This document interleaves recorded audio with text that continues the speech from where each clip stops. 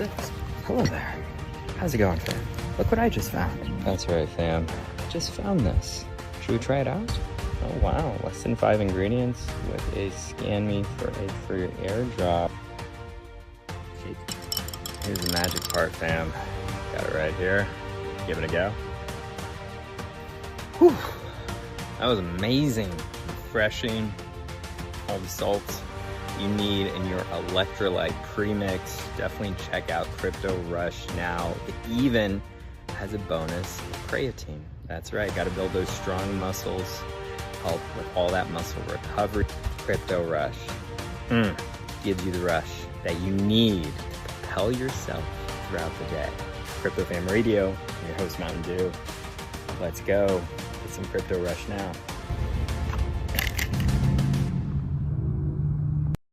Shorts and t-shirt very often, but Dreamcat himself, you know, wears the blue suit.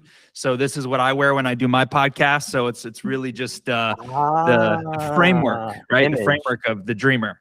I love it. I love it, Dreamcat. So how do you want to be referred to? Zach, Dreamcat, as we continue this journey? 3 little names I use online. Dreamcat, the Genie, Zach, whatever you want. You can call me bro, dude, whatever comes off the tongue, man. I love a good conversation. I love to, you know, talk about Web3, the future, dreams. And like I said, our last conversation we had on X, dude, I was like, okay, I know this is going to be good because you're different up here. I'm different, dude. Everyone's different. What are you talking about? No, but next level, man. You're dude. You're aware. You're a deeper thinker. You're what would I even call it? Like a stoic, maybe? Stoic. Ooh, yeah. I don't know about that. Stoicism. Yeah, I know a little bit about that. But you know, today's podcast is about you, fam. It's about your journey. You can ask me questions too. That's fine. I don't mind, you know, having a healthy discourse. I think that's definitely natural as the conversation levels up, right? As we continue diving deeper into what we're going to talk about, which is mostly about your new beginnings, right? Your spiritual awakening 111, right? So I'd love to get just a quick synopsis of just like who Zach is before Dreamcat, I guess, and then slowly kind of work back, connecting the dots until we're basically like right here for today. So just take it away, fam. You have the space. I appreciate you being here as well. So yeah, love to be here. An honor. I'm very grateful. Thanks for having me. Yeah, thank you. So yeah, the beginning, I mean, yeah, today people may just know if they met me from Web3. Oh, Zach, you know, he started up Dreamcat. He seems like kind of like a motivated guy, and he's really passionate about dreams, right? He tells us all the time he loves to chase dreams. He's a big dreamer, and that's kind of what people know. And it's not too far away from who I've been because I've kind of been this way since a kid. Just it had to find a way to express itself. So my ambition pretty much comes from lack, right? So like I grew up single mom, you know, the low income housing, food stamps, blah, blah, blah. No one really cares. We've all had hard stuff in our life and it's no excuse. But for me, I was in a perfect environment where I was in a decent town, but in a different situation. So I saw the kids around me going on vacation. The kids around me had the Jordans that I wanted to wear, right? And it was painful not to have them. And so I had this eye for how can I earn money? How can I just make money? And I think my first sale I ever made, I went on to do sales in college, but the first sale I ever made in 2nd grade was I brought in some of my Pokemon cards. I was a big Pokemon guy. So no way. Are you still a big Pokemon guy? Do you still collect the cards? Or? I still don't collect them. I'm getting rid of my last 2 graded PSA 10 Charizards, and then I'm totally out. So really? Yeah, I know so many guys that are so into them now, and they're reselling them. Okay, all right. Continue. It's cool that it's cool though. I love that like adulting is including some like childhood passions because that's fun. Totally. It's gotta be fun. You gotta keep living the dream, right? and money too. I mean, good money, crazy money there. So I know. Anyway, continue. Yeah. So I brought these in to like 2nd grade, and there was this guy named Andrew, and he really wanted them, and I sold him like $200 of Pokemon cards in 2nd grade. And I came home to my mom and said, "Mom, look," and she's like, where did you get this money? Did you steal this money? I was like, no, Mom, I sold some Pokemon cards, and I sold them some more, and whatever. That was just the beginning, right? And I did lemonade stand and flips, and I had no mentorship. I didn't know what to do. And as time went on, I basically just started realizing the current world makeup doesn't match with my dream reality. So that was at different points. As a kid, then I got to 8th grade and we take that assessment test, right? And it says, what do you want to be when you grow up? Where is astronaut? Where is NBA player? This just ain't going to work for me, fam. I don't want to just be business guy, plumber. Like, I don't like these options. This is all there is. And so something was just clicking with me. This can't be all there is. And then it took me a while longer. I think it was, I went to community college. So it's probably like, I don't know, maybe 19, 20. And then somewhere on that first year, I just came home and I said, you know what? Like, I'm just going to like do stuff online. Like, and I literally Googled how to make money online. And from there, dude, that was literally the start. Like, and it started with doing 50 cent and $1 inbox, surveys. Literally, bro, surveys for $1. That's what happens when you don't have a guide. And you know, came into books, came into personal development. I started reading, you know, Rich Dad, Poor Dad, The Secret, Think and Grow Rich. Yes. I got a boss who was all into it, and it stack, and, you know, so on and so on. And yeah, I mean, did sales. I've chased many dreams we could talk about, but I just wanted to give more of the beginning story and not do a 40-minute my whole life story in the beginning, you know, but just a little background. Yeah, just the background. Yeah, I think that's really important. I want to go back to like before chasing the money, because I feel like you had a bigger dream, or you're like, what was your desire when you were like 13, 14, you know, growing up, kind of that adolescent year? I feel like a lot of people, they know what they want to do with the rest of their life, but they're just not sure how to monetize it. Right. Essentially. So it's like back when you were a kid, like, what did you always dream of doing? Did you dream of becoming a sales guy or like marketing? Okay. I didn't think so. Like I said, I say astronaut and MBA. I never wanted to go be an astronaut, but my dream was to go to the MBA. So basketball, I got a big basketball tattoo up here. So my one and only tattoo. Basketball was a whole decade of my life. Deepest passion.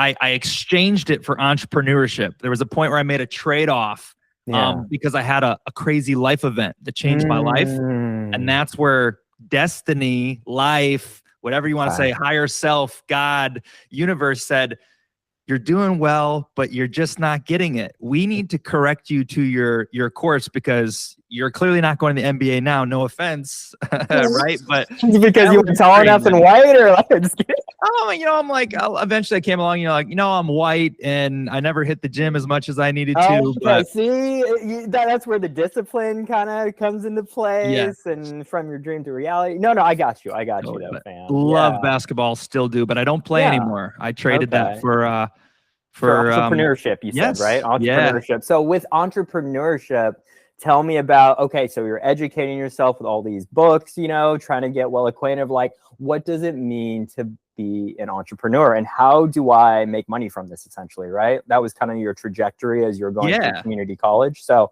how did you, tell me a little more about that. Well, again, a lot of it comes from ideology. So obviously you want to help people out there who are listening too, right? If you're someone, I was in the position where I'm like, I don't want to work a regular job. I want to do what I love, and I want to make money without maybe limits, right? I don't want to just make $20 an hour. I want to have the ability to make more. And kudos to you, because you're on that journey right now. And I'm stepping that journey even at a new level right now, with building online and Web3. So all I know is I felt that. That is what was driving me, is like, And so you're saying, what is the idea of entrepreneurship? Yeah, that's pretty much what fuels it, is usually if you have that yearning, and also if you want to be your own boss. That's not for everybody. People should know, if you want to be your own boss, it doesn't mean you get to take off whenever you want. It actually means you probably work more than you did with a 9-to-5. So know that. But as an entrepreneur, as a dreamer, you envision the long term. You say, man, 10 years from now, 20 years from now, everyone's going to be burnt out. And then I'm going to be living the dream and have systems and autopilot money, right? And so that was driving me. And yeah, fam, first business, like real business, was a hat business. So cool. I was just reselling hats. I did wholesale hats. Interesting. And I was really good with keywords and marketing. So I would put up on eBay and I'd take this $6 hat, $6.25 was my cost. I was selling for $50 or $100. And I was saying, hey, grandpa, look what I got going on over here, grandpa. Got a hat. And that's how I bought my first car in college. My first real car that wasn't given to me. I used to have a clunker Chevy Cavalier, but then I bought a Mitsubishi Eclipse. Ooh, fancy. Yeah, it looks so sporty and cool, but right? Yeah. So yeah, awesome. you know, part of the journey. And for me, I'm unhireable, right? I'm sure I could serve a lot of companies, but I just you and me both. For me, dude. If you just know, you know.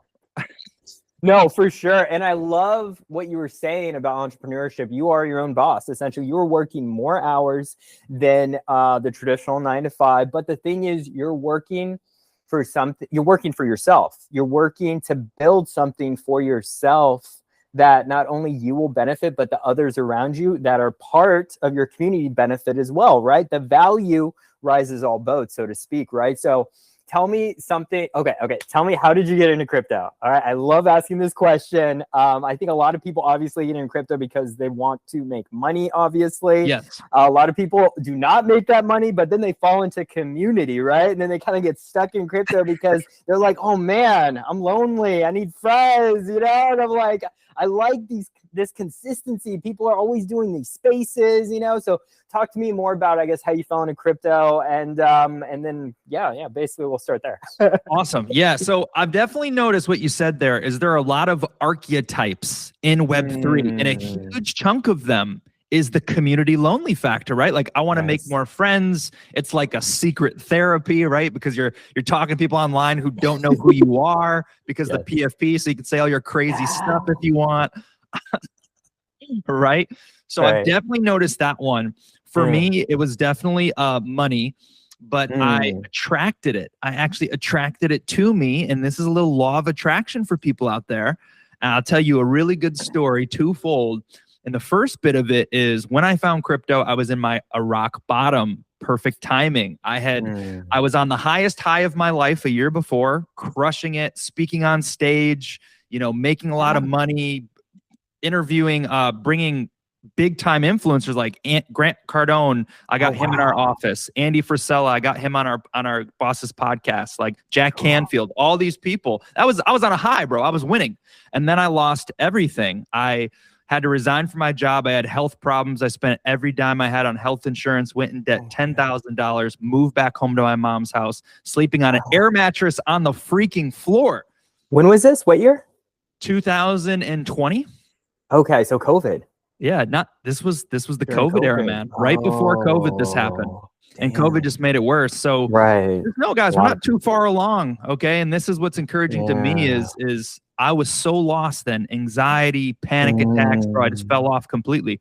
I had a head issue. And oh my gosh. I say all that to say I started climbing back, trying to build my mindset. And once I started getting on the upper hand, I still had this like little bit of greatness mentality, right? And I just want to flirt with it. And my tweets, I was tweeting, Twitter, Web3. I was tweeting and I was projecting the bright future. I started getting back into my positive line of thoughts. And a friend of mine saw my tweets and he's like, bro, dude, we just had the COVID crash, basically. You got to buy some XRP. Like, you know what? He's like, let me tell you my story. We reconnected, an old friend, and he told me he used to work at T-Mobile. As a phone salesman. And he said, dude, to be honest with you, I was depressed. I was suicidal. I was 30K in debt, and crypto changed my life. And he's a crypto millionaire now. My buddy, his name's actually Kevin Cage. He's got a big YouTube channel. He's a YouTuber. Okay. XRP, dude. He's an XRP guy. XRP. See, this is why I hang around with XRPers. You know what? Dude, I started an XRP. Is an XRP Maxi. So Wow. first project I ever bought was XRP. Okay. And my buddy said, dude, I'm just gonna you're my boy. We kind of disconnected, but he's like, you are we're just gonna I'm just gonna help you make money. Like we're navigating this bull, prices are so low. And I bought XRP, it went up, I had a bag. And from there, I started, I mean, dude, I went from 0 to like 6 figures in that cycle. I bought SafeMoon on day 3, the first meme coin I ever bought. Like I heard about SafeMoon. Came along the way, bought an NFT that blew up. Wow. So, right time at the right place.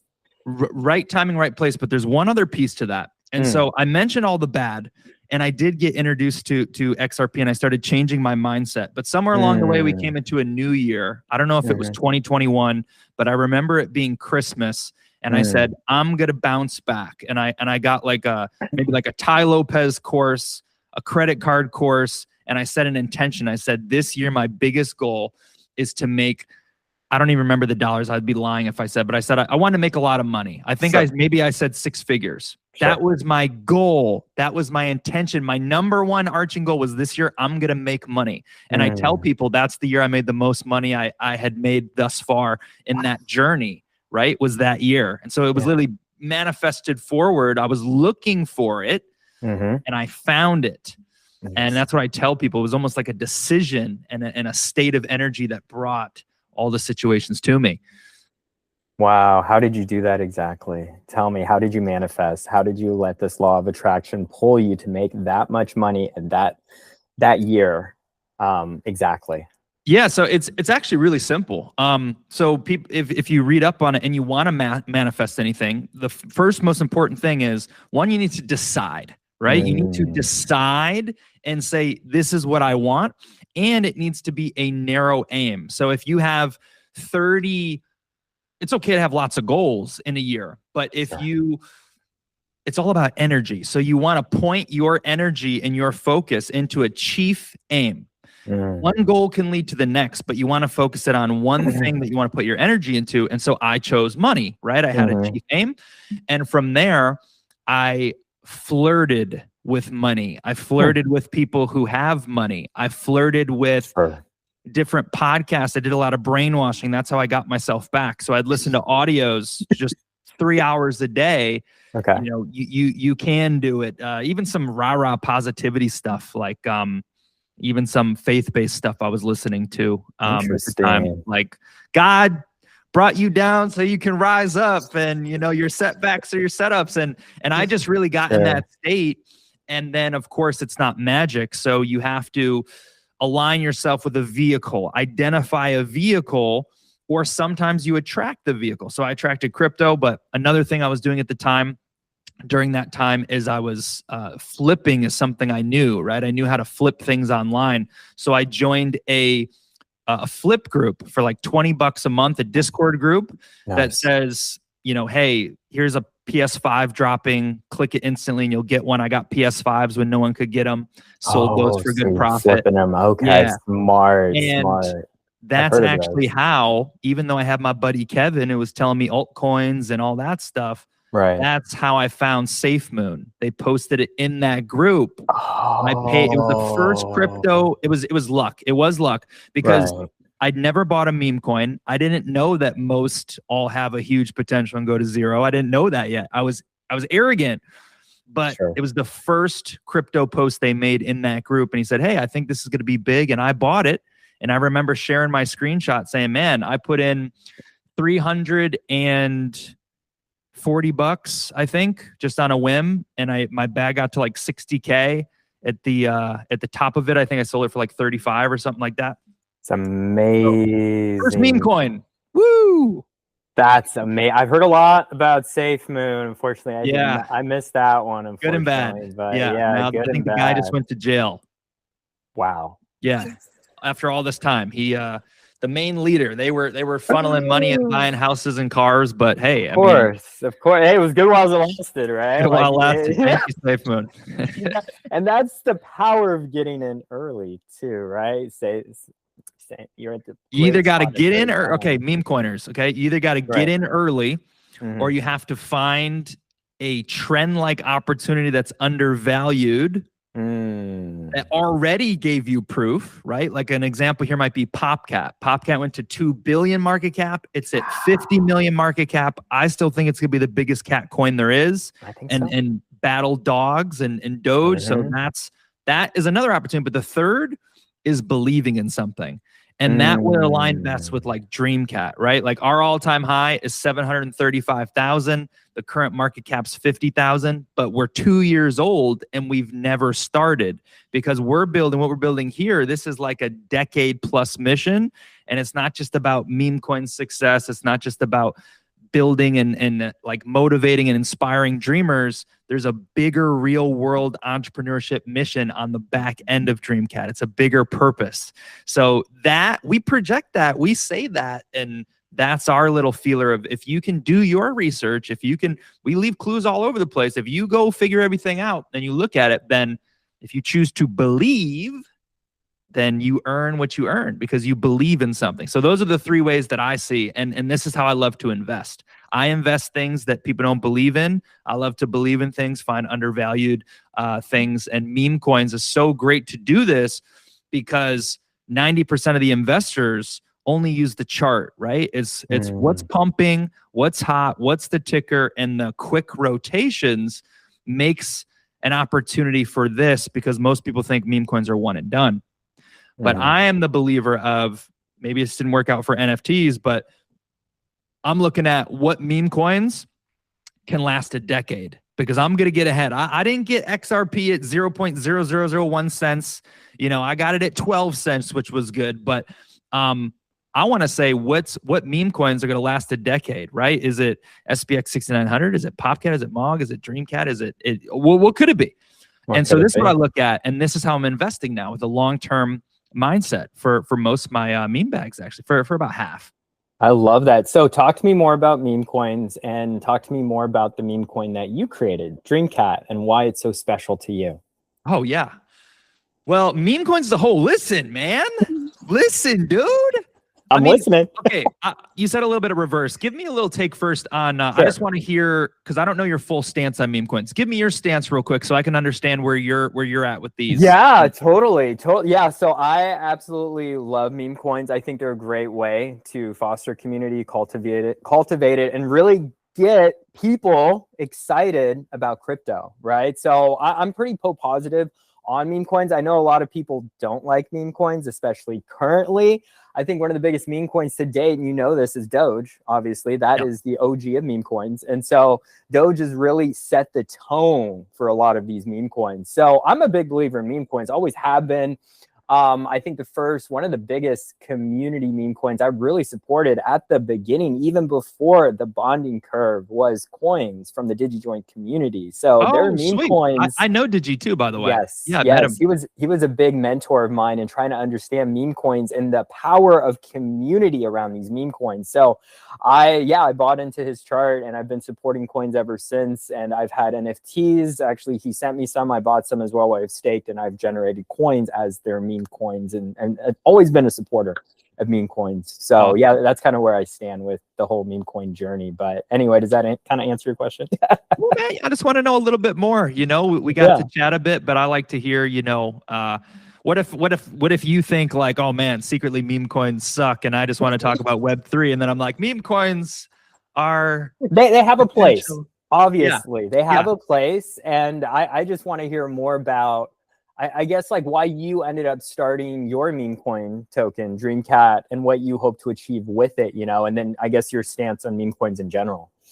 Yeah, so I guess sure. Let's start with we'll start with Dreamcat. So there's a couple missions, like I'd say the first basic one that everyone can get behind is the largest community of dreamers in the world, right? Now, I don't stutter when I say that. I don't flinch because I'm a delusional optimist, but Love it. I say that, but I say that alongside like that is a realistic goal. Like I don't know how to temper other people's expectations when they hear that. All I can say is what's inside, and that's what's most important, right? Your belief system. So through my life and other things, I've proven what's possible many times. It's a lot of the things I decided. Remember, I said you got to decide.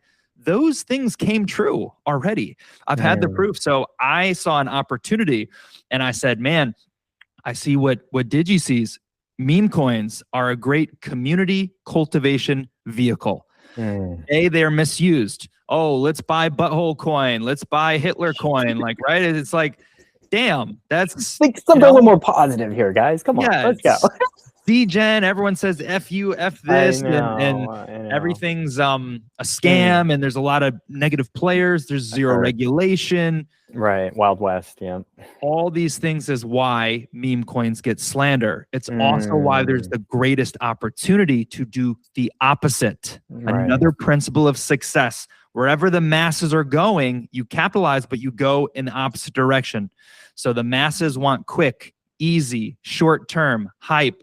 And I say, okay, we're going to be an early mover. We're going to plant our flag. We're going to claim the golden ticker, dream, because dreams is in movies, game shows, motivational speeches, cartoons, Disney movies. Everyone on earth has a dream. Everyone is in crypto to get money, which what does that tie into? Your dream coming true because you want something. It's universally adoptable. And once it hits mainstream, I think that will become evident with the push. But what I see is I actually see a vision where people who have good intentions can use the power of meme coins as sort of like a promotion tool, right? So imagine, let's just say you have, I don't know, you're an influencer, you're Mr. Beast, or you have a book that you're coming out.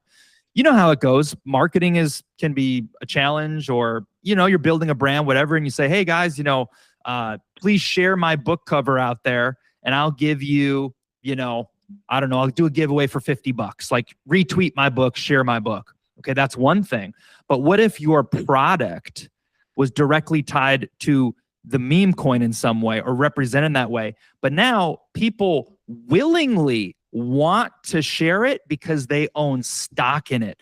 They own stake. They have the chance to buy into the big dream and directly benefit in the cult-like XRP community that I've seen, right? Think about XRP has the greatest marketing in the world. They have to. Yes, they're crazy. And I'm one of them, you know? Yeah, me too. It took me long enough. Honestly, my partner, like both my business partner, you know, like all of them have been in XRP for so long. And it took me this long to like figure out, okay, I should probably, you know, do an XRP community space. You know, I should probably dig deeper a little bit about XRP and then try to understand and learn, because honestly, I didn't start on XRP. I think with a lot of people, I started on Bitcoin, right? And then I moved to Ethereum. And then technically I got started on on the Kronos chain. This was back in 2023, 2024. So technically, I guess after Ethereum was Kronos. And then from then I got to, you know, started doing Solana stuff. And then eventually XRP came about 3 or 4 months, like, before this time, basically last year, I started. Oh wow, you're fresh. You're fresh in the game. Yeah, I don't know, man. I just I always saw it, but I just kind of just wrote it off because I didn't really know anyone until I met this XRPL artist, and she was telling me that she used to live off XRP and be a digital nomad. Like that was how she basically traveled, was like through her XRP bags, and I was just dumbfounded by that because I just was like, I want to do that, you know? Yeah. The nomad life. Yeah, the nomad life. Well, one of the dreams. I'm still doing it in a lot of ways. I'm going to be after Vegas here. I'm going to be doing the nomad life in Colorado for the next few months, and DC. We can talk about that later. But yeah, I do this every summer. Yeah, I can't spend time in Florida anymore. You know, when the summer hits, I gotta go. I gotta go north. Yeah. I'm in Florida right now. Actually, I'm in Florida myself. That's right. You're out of Tampa, though, right? I'm in Orlando. Orlando. That's right. I knew you were close. I'm up in the Panhandle by Panama City Beach. Panama City. I came for the heat. I'm not gonna lie. I came for the heat. I mean, it was like 88 the other day, and I was like, oh yeah, I forgot. It's pretty scorching when you're out and about. But I was in freezing cold, and I was just done with that over in Chicago. Really? So okay. Because like I grew up here. So I've had to endure the hurricanes and the heat, and that's just something that I'm not about. And I have family in Colorado, so if I can do the snowbird thing, you know, like every year, spend winters in Florida, summers in Colorado, up in the mountains, training for marathons, you know, like I'm good to go, you know, like that's kind of what I did last year. And if I can keep that perpetual cycle and just keep building this podcast and basically, you know, just my personal brand, it's gonna all it's going to add up. You know, I'm like, I'm going to be able to do this and be sustainable at it. And that's something I want to come back to about dreamers, right? Yeah. How do you have a sustainable dream? You know, so it's like you have that initial dream, you go for it, right? It's like, how do you keep it going? How do you keep being consistent is my question to you.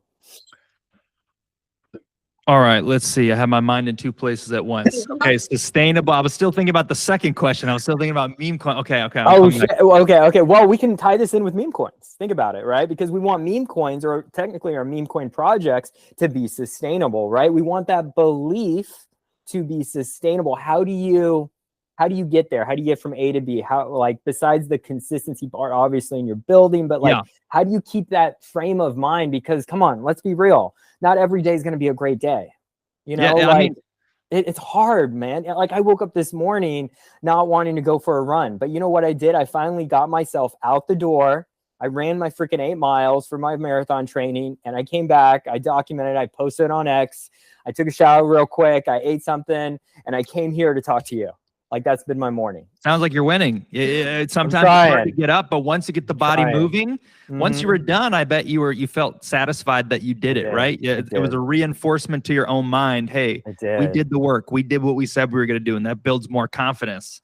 So good for you. Thank you. I appreciate that. It's so hard, but I want to impact that to others and inspire others that they can do the same, but it's so hard for them to show up for themselves, though, and to actually have that right mindset, because, you know, I'm going to come back to this, what you said earlier of like becoming aware.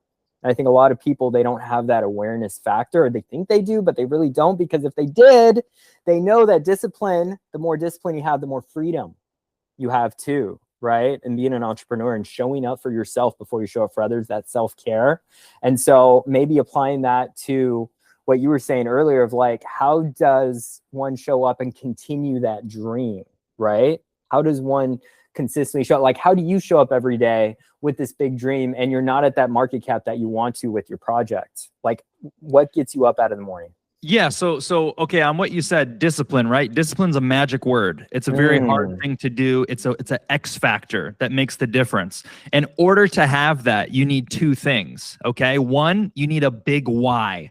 You need a reason that is bigger than the pain. The pain is the second thing that determines discipline.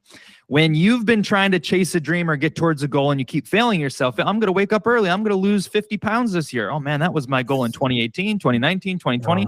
Once the pain stacks and gets painful enough, this is where change happens. When the hard things and the discipline supersedes the deep pain that you feel of failing, this is enough, a deep enough why to create a shift and support the discipline. And this is really just a psychological thing. So for me, easy answer, bro. I have a why that is huge enough to drive me. The market cap of Dreamcat is irrelevant to me. I've made $0 on Dream. I've put lots of money in there. I put $5,000 to start it off. I spent $700 this week on trademark attorney, $270 for stickers last night, new gift stickers, $200 to renew the Hostinger website. So for me, it's an expense today, but people don't understand what I understand. I'm building my empire here in Web3, right? I see the vehicle. So this is an investment to me because I'm building this for the long term, and I need this in order to make the big dream come true. So if you want to look at Dreamcat, what's like on that whole discipline, what keeps you going front? The reason why I think it can be bullish for other people looking in is what I tell people is when you want something, that is a different level of desire and effort that you put in. When you must have something in order to go to a place that you believe like, it's just, I must go there. Like, let's just say, this is an easy one. I'm a single guy myself right now. Okay. I'm in the field.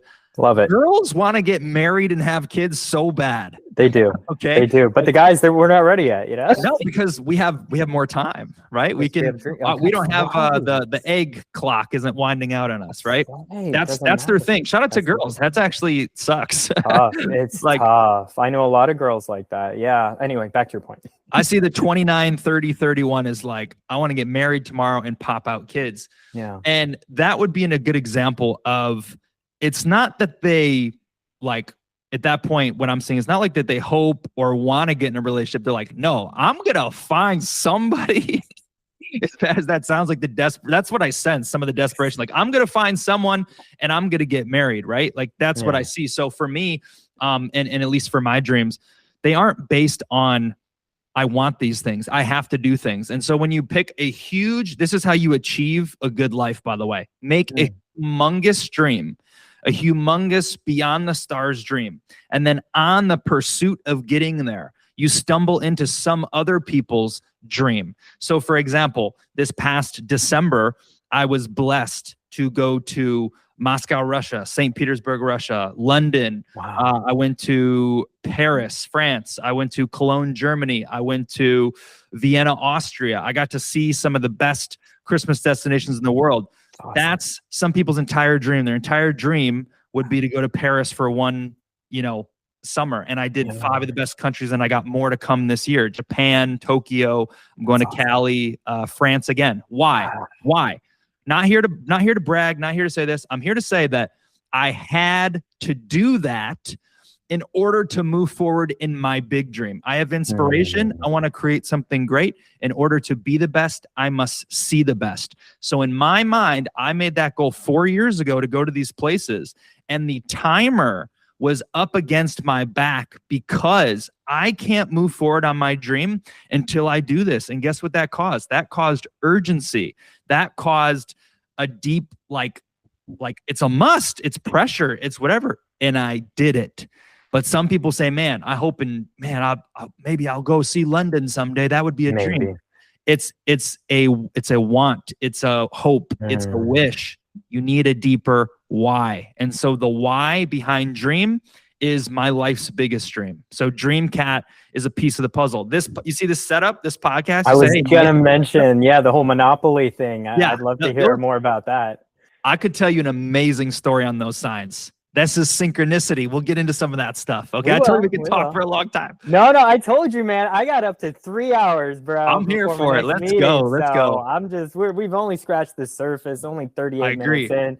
So, might as well, you brought it up. Tell me about the Monopoly sign. How does that let me tell you first on this that I used to have a podcast on my vision wall back in like 2019. I wanted to make one. I thought it was something I might do. Never got around to it, didn't do it. Once we started Dreamcat, we started doing spaces. And I said, man, we're dropping alpha here. I don't want to waste the alpha. We should repurpose this, right? We're doing it every week anyway. Right. And so I looked into it. I just did it because it made sense. It was in front of me. And the studio setup, getting a coach to give me the best lighting, the best quality. This is all for crypto. But now I have this whole podcast and I didn't even care or need it or want it. I just did it because I did need it. I did it because I needed it, not because I wanted it. It wasn't because it was a goal. And you know how fast it happened? Because it was in front of me. I mean, the podcast was created the day I decided. If you want to make a podcast out there, we're speaking on one. You can get yourself on Spotify, Apple Podcasts, iHeartRadio for free. Yep.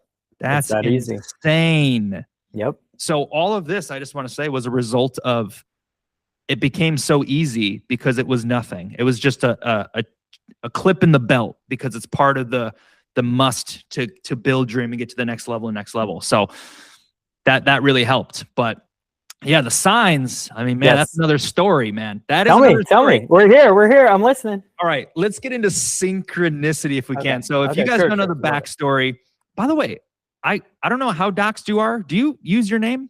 I don't use my name. Just call you Fam then. Well, I used to go by Do. So Mountain Dew, you might have seen that reference. Just do the do. And so that was my OG crypto name before Crypto Fam Radio. I've had many evolutions, fam. I can just call you Crypto Fam Radio. That's okay too. Sure. You can call me Fam. That's fine. Fam then. Okay. Sounds good. So with these, if you guys don't know the backstory, we talked a week ago. We did you were doing a space, it got going, it got hot, got a lot of people there. It was awesome. Saturday. And people love it. We touched on, it was awesome conversation, awesome show.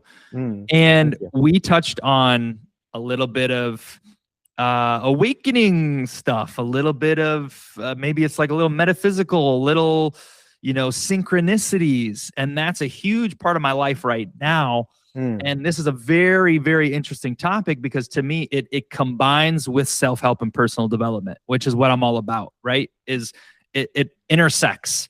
Now, about these signs. Okay, let me tell you about these signs. And this is an incredible story. These signs popped up on Facebook Marketplace when I was, at the time I was actually living in South Carolina, okay? This was actually where I lived before Chicago. I lived in South Carolina last. I moved here about 6 months ago to Florida. Okay. Those signs popped up on Facebook Marketplace. They were $500 for all 4, which was a great deal. These signs are about $400 each, brand new. They're quality canvas, great signs. Yeah. Good size. So I saw them and I wanted them. I replied right away. I'm like, oh my gosh, I want these. And I made a mistake. I tried to get cheap. So I was like, hey, would you take $450, whatever? And I rubbed this chick the wrong way. And like, she didn't reply. She left me on red. And then I was like, then I overthought it. I'm like, oh man, like, I'm sorry. Like, I'll look around and I'm sure I can find another $50 somewhere. Like, I don't know why I cheaped out. I did. Dumb mistake. And she wasn't replying to me. I don't know. She just shut me off. I was like, that sucks. I really wanted these. They were still online a month later. I called my friend. I was like, dude, these are still online. These signs, by the way, when I first saw these signs, synchronicities, these are meant for me. This is what my mind told me. These signs, risk it or lose the chance. Time is money. All in on your dreams. Build an empire. I have 2 more in my room that says chase the dream or pass, go, collect your dream. It's pass and go on the Monopoly board. But the 6th one is cartoon characters that says $1 billion empires. And it has Mr. Burns. It has Donald Duck, the McDuck, rich guy. There's one other on there. And that's how I see Dreamcat. And I always said I used to have this big goal. I used to talk about billions before Memecoins, before anything. I used to be billionaire by 40. That's when I was arrogant, right? That's when I just wanted money still. I didn't have a deeper why. I didn't want to serve the world. I just want to be rich. It was empty. I saw that and I said, these signs are meant for me. I am supposed to have them. Literally, she posted them for me. These speak to the next journey of my life and the affirmations and the things I want to profess as I'm building this way. They were still up after a month. I was like, gosh, I got to try to get these. I called my friend. I said, this girl hates me. I need you to message her on Facebook and you try to pick them up and I'll pay you the money, please. He's like, all right, dude. And he's like, well, I'll pay for him and you pick him up. I'm like, no, I can't pick him up. If I try to get him, like, she just hates me or something. That was what I was thinking, right? She's ignoring all my messages. They're still available. Why doesn't she want the money? She must just not need the money. And it's a principle thing. Right. So I go through him. I try to do it. He messages her. 45 minutes after he messages her, it says they're sold. It pops up on Facebook. Sorry, they're sold. I'm like, damn, whatever. I guess they weren't for me. Right. Fast forward 7 days away from moving out of my apartment. I'm not on Facebook as much, but it's time to sell a lot of my furniture last second. So I post my furniture on Facebook Marketplace. This is this was, I don't remember the whole gap, but this was like an 11-month gap, bro. So sold 11 months ago. Okay. Gone. Wow. Over with. But those were for me. Gone. 7 days before I'm leaving forever. Yeah. The first time I go on to post furniture on Facebook, I see the listing again. Just went live 34 minutes ago. No. Okay. What's the price? Not $500, $50 for all 6. No. What? You can't even find that at Goodwill. If I went to Goodwill or the thrift store, they'd still be $10, $25 each. You could not find that anywhere. The original seller, she set them aside. They never showed up. Destiny, synchronous, like that was just how it was supposed to be. And she got busy and she's like, I just need this crap gone. I messaged her again immediately. I said, I'll pick them up right now. It was like 10 at night. Pick them up right now. And I did. I got them. Now, the timing of this, and this is 2 parts. There's a better part. The timing of this is, if I didn't see that, okay, I went to post my furniture. That's a crazy coincidence. 34 minutes, she just posted them. Coincidence. If I left 7 days later, I wouldn't be in the area and be able to pick them up again. Coincidence? Maybe. I got here, I set them up, I set up my studio. When I got here, I still had plans to work, okay? I was still doing some gig work and some other things. That's another thing to talk about. While you're chasing your dream, you may not be able to be full-time. You may have to, I chose gigs because I could work on my own time, flips, different gigs that you could do out and about. I chose that. I was still doing that. When I got here, I thought, to be real, I'm a faith-based guy. God led me to Florida. Like this was in my, like, this is where you need to come next. Cool. I love it. I trusted the plan. I know I was supposed to be here. When I got here and I tried to do what I was doing before, all the doors slammed shut in my face. All of them. Everything that I had planned, all the outlets, even for a minute, I looked into like Uber. I'm like, maybe I'll just do like Uber or something, do that on the side. All the doors slammed shut in my face. And I was having stress about a month into moving here. I do have a nest egg. I do have some savings that I can live on. I'm blessed. That's good. Right? I'm blessed in that way. Thank you. Yeah. But I sat in this chair about a month in, stressing for like 3 days. I got to figure out what to do. I need to figure out what to do. Like, is this the sign? Am I supposed to like go all in on my dreams for the first time in my life? And I sat here frustrated on day 3, and I just turned around in the chair for the first time and I started reading the signs that are right behind me. And I read them in sequential order. Risk it or lose the chance. Time is money. I'm wasting. What do I do? What do I do? All in on your dreams. Yes. Build an empire. Those 4 signs were served as my message of, okay, maybe I got all those signs and I got them for motivation for this moment right here to speak to me as a undeniable symbol in your life. And then it gets better than that. In this whole time when I'm frustrated, everyone has guilty pleasures. Thankfully, mine isn't hard drugs. It's ice cream. Hey, there you go. You got to have something. I go to the gym too. I work out a lot, so I'm not, it hasn't gotten me in trouble. It's okay. But don't worry about it. It's just if I get stressed, I'm like, man, ice cream's good. Ice cream's a good pleasure. What's your brand? Ice cream. Okay, so Ben and Jerry's. If I'm getting the pint, I get that a lot. I can also do Haagen-Dazs. I hit Haagen-Dazs too. Okay. But Florida guy, have you ever been to Brewster's? Yes, I have. Brewster's is pretty good. 4-scoop waffle cone is my jam. Oh, damn. Okay. Dream big. 4-scoop every time. This guy.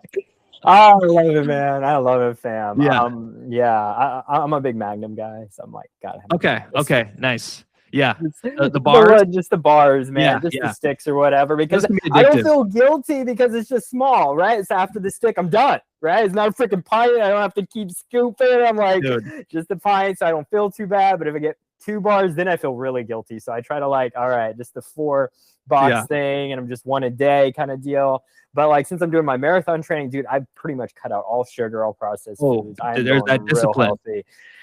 It's just, it comes with time and consistency and knowing what you want and going for your goals and going for those dreams. Big enough why. Let's go. I love that. Yeah. So I said, okay, like I'm figuring this out, whatever. I think I got it. I'm gonna just go get some ice cream, right? Like go get some ice cream. So I've only been here 1 month, and there's 2 ways to get to where I want to go. And I took the one that I normally don't take for some reason. I've been Brewster's like 3 times. I took a new route.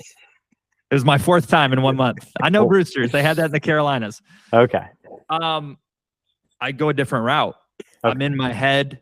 I'm kind of on autopilot, like you can see the road, but your mind's somewhere else. Yep. I'm in my mind. I'm thinking this. Maybe I'm like talking to myself in my head, and then I snap out of it, and I said something intentional in my head. I'm like, man, I just, got to figure this out, or like, what is the answer? And then I look up, and as I go under the underpass, it says like Dreamer's Lane right there. And I was like, I got chills. I said, okay. I got you. Universe, God, higher self, whatever you want. Okay. All right. Bet. So all in on my dreams. So that's what we're here for, bro. I've told myself I'm never going to work a job again or a gig. I'm going to put the pressure on. I have these funds, and I like to play a game called Do or Die. that means you have to make it. Because for me, it's not an option to go work. That's the mindset I put is I'm just not meant for that. If the pressure's on, we make diamonds. And so this is going to be a very interesting 6 months. And this is where I hope to create on social media in the same way that you are as a content creator. And I'm taking a course on that, and monetization efforts is the goal. So I want to monetize through social and make that, just if I can pay my goal was double what my bills are. So like my overhead, double that. And that won't make me rich, but that'll give me unlimited time essentially, where if I'm making content online and I'm getting paid, that content is about dreams. So it's not like I'm doing something completely away. It's completely aligned. It can funnel into Dreamcat. It can funnel into my personal Twitter. It all adds up. And so it's most aligned with my highest vision.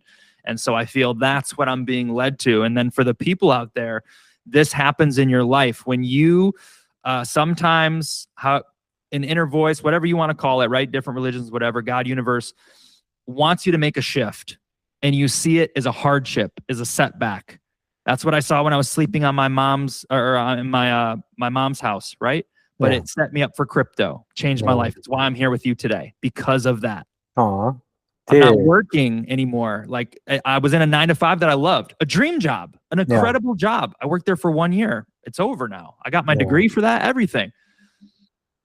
When you don't make the leap, perceived hardships are God, universe's way of forcing you to shift. And oftentimes, because of comfort, after we leave what we know so well, we seek naturally to go back because it's so hard to transition, and we don't know what's next, and we don't like uncertainty, and we don't like risk and not knowing. And so we gravitate to the things. And that's exactly what I did when I came here, which I had been doing, but I guess I wasn't getting it. And so the door slammed shut in my face. It worked so well where it was before. It didn't work here. And that's a way of taking you away, taking you to somewhere new. I was told to come to Florida. And that's maybe to get me to the next step of the journey. And I've had 3 or 4 of these in my whole life where the door slammed shut. Happened to me with basketball. I didn't stop playing basketball. I got a concussion in college. I got knocked out of the air, and I couldn't watch TV, work out, drink, party, college, anything. I started reading books. I always wanted to read. I never had time. I checked out 7 books. One of those books, the first book I read, The Little Red Book of Selling by Jeffrey Gitomer, good book, told me a few things. It said, hey, you should write, because writing builds credibility. So I started a LinkedIn. Then he said, hey, we have a podcast. Check it out. First podcast I ever listened to, Sell or Die by Jeffrey Gitomer. On that podcast, they had a contest. They said, we want to know who's got the best positive attitude, the best yes attitude. Answer this contest and XYZ will happen. I entered that contest on the first book that I read out of that whole lineup after my hardship, from that famous author who was on the New York best time seller list longer than Harry Potter. Wow. For sales and business, #1 sales book of all time. I win the grand prize of their contest, $35,000 contest. They fly me out to Charlotte. I get to be on their studio show. Seriously. He's got 14 condos connected in a mass building. That's incredible. All his autographed books, 1 day of coaching. That's how I got my first job out of college. Through him. That's a cool story. That's a cool story, bro. Like that's amazing. That's everyone's dream right there, especially couldn't even see it. Yeah. Couldn't even see it. And that's what I was going to school for. And I got to work. I was the lead salesman for a guru in the Speaker Hall of Fame. Like that is a blessing of, it gave me a 1 year. I'm not there anymore, but it gave me, I saw 2 books got written in real time. I mean, like Grant Cardone was walking through the office when I was there on Sunday. Like I saw my boss say, you want to have me speak $40,000? Sure. Like, whoa, that's like my salary at this job, like $40,000 instantly for 1 hour of speaking. Whoa.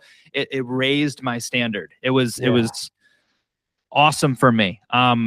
Huge opportunity. Part of the journey, you know? Yeah. And then you like you just crashed, and then you're like rising again, basically. I got these debilitating migraines. Okay. About the end of 1 year, I was on a winning streak. I just closed huge sales. Everything was in my life was on fire, and being booked for podcasts, and I huge fall off, was forced to resign, move home, anxiety. Yeah, you told me that earlier. So it was rebuilding. But again, that had to be part of it, right? Because I said my intention, my plan was, hey, Jeffrey, you're amazing. My goal is they asked me in the beginning, what do you want to do? I said, I want to work for you guys for 7 years. And then I want to be an entrepreneur and do my own thing. And so little did I know the time frame was sped up tremendously. And right now I'm grateful for that. Like I can see it's harder. It's maybe less sexy, but I've got so much experience to where now I finally feel like I know exactly where I'm going. Like I know my life purpose. I know what I'm doing. I'm confident in it. I'm not trying new things and wondering. Now I know. And that's the gift of discovery in your own life, Self-discovery, right? Finding yourself. Yes. Being aware. And I want to get more into that too, because I feel like after college, you had such grandeur, so much opportunity. And then, due to debilitating migraines, had to resign, all that stuff. So you had to move back to your mom's, it's like all these, you were like here, and then you're here, and now you're going back up to that spot that you once was. And it's like, I feel like you're rediscovering yourself along this journey, and that is impactful. That is huge. Like, how does one, or I should just say, how do you keep doing this? Like, how do you keep working on yourself, your inner self? Like, let's dig a little deeper into that, because I feel like that's really important. That's inner something that people really need to understand when they're trying to figure out what they want to do in life, where they want to go, right? Their why, right? Their bigger picture. And of like, because, we hear about this all the time on different podcasts, YouTubers, and it's just like, tell me more about, how you keep rebuilding yourself, because I know this is really tough for you, right? Like self-development, we preach about it all the time, right? But it's like, how do you on a personal level do this for yourself? Yeah, man, the inner self in the building. Well, let me say this. What I'm about to say is my messaging is for the dreamer, right? For someone who wants to achieve their dreams. Understand this, that 93% of people with ambitions do not make their dream come true. That's pretty, that's like what's the right word to even say? That's like 9 out of 10 chance. Yeah, that's kind of like, damn, what are my chances then? Not good odds. So people need to know, okay, what differentiates you? If you want to be part of the 7, obviously you have to do things differently. Right. So the inner work for most people is neglected. They're going about their life, doing what they want. Friends, maybe social life, job, career, relationship. They're just going about life. As a dreamer, maybe it started as a hobby or a passion. Now it's like a job, is inner work and self-development. So I seek it out deeply. Most people don't read after high school's over, after college is over, right? I'm reading like 3 different books. I got my 20 minutes reading here, reading before bed, reading after my meditation. By the way, we do the same practice. I heard you talk about it with a friend. We can talk about that too. Yes. I shouted you out to my people after the fact to say, look what he's doing. You talk about the meditation, reading. I do the same stuff each morning. Smart. Awesome. Readers are leaders. Yes. Dude, come on. You gotta be. So I seek it out. I seek it out. Self-education, right? And there are levels to it. There is, okay, I'm having this anxiety inside. They told me I need to take these pills, but that doesn't make sense to me because something caused this. Why could I just take a pill? Something caused this anxiety. There's a root cause. Every cause and effect. Every effect has a cause. So I said, I'm not accepting that. I'm going to figure out the why. So inner work there, done on myself. Do I have unforgiveness in my heart? Did someone betray me somewhere and I'm holding on to this weight that's hovering over my chest subconsciously? And I didn't realize that I needed to forgive. Part of my healing was forgiving 2 people who wronged me deeply in a very emotional way that cut deep to me. And I had to practice sending them love.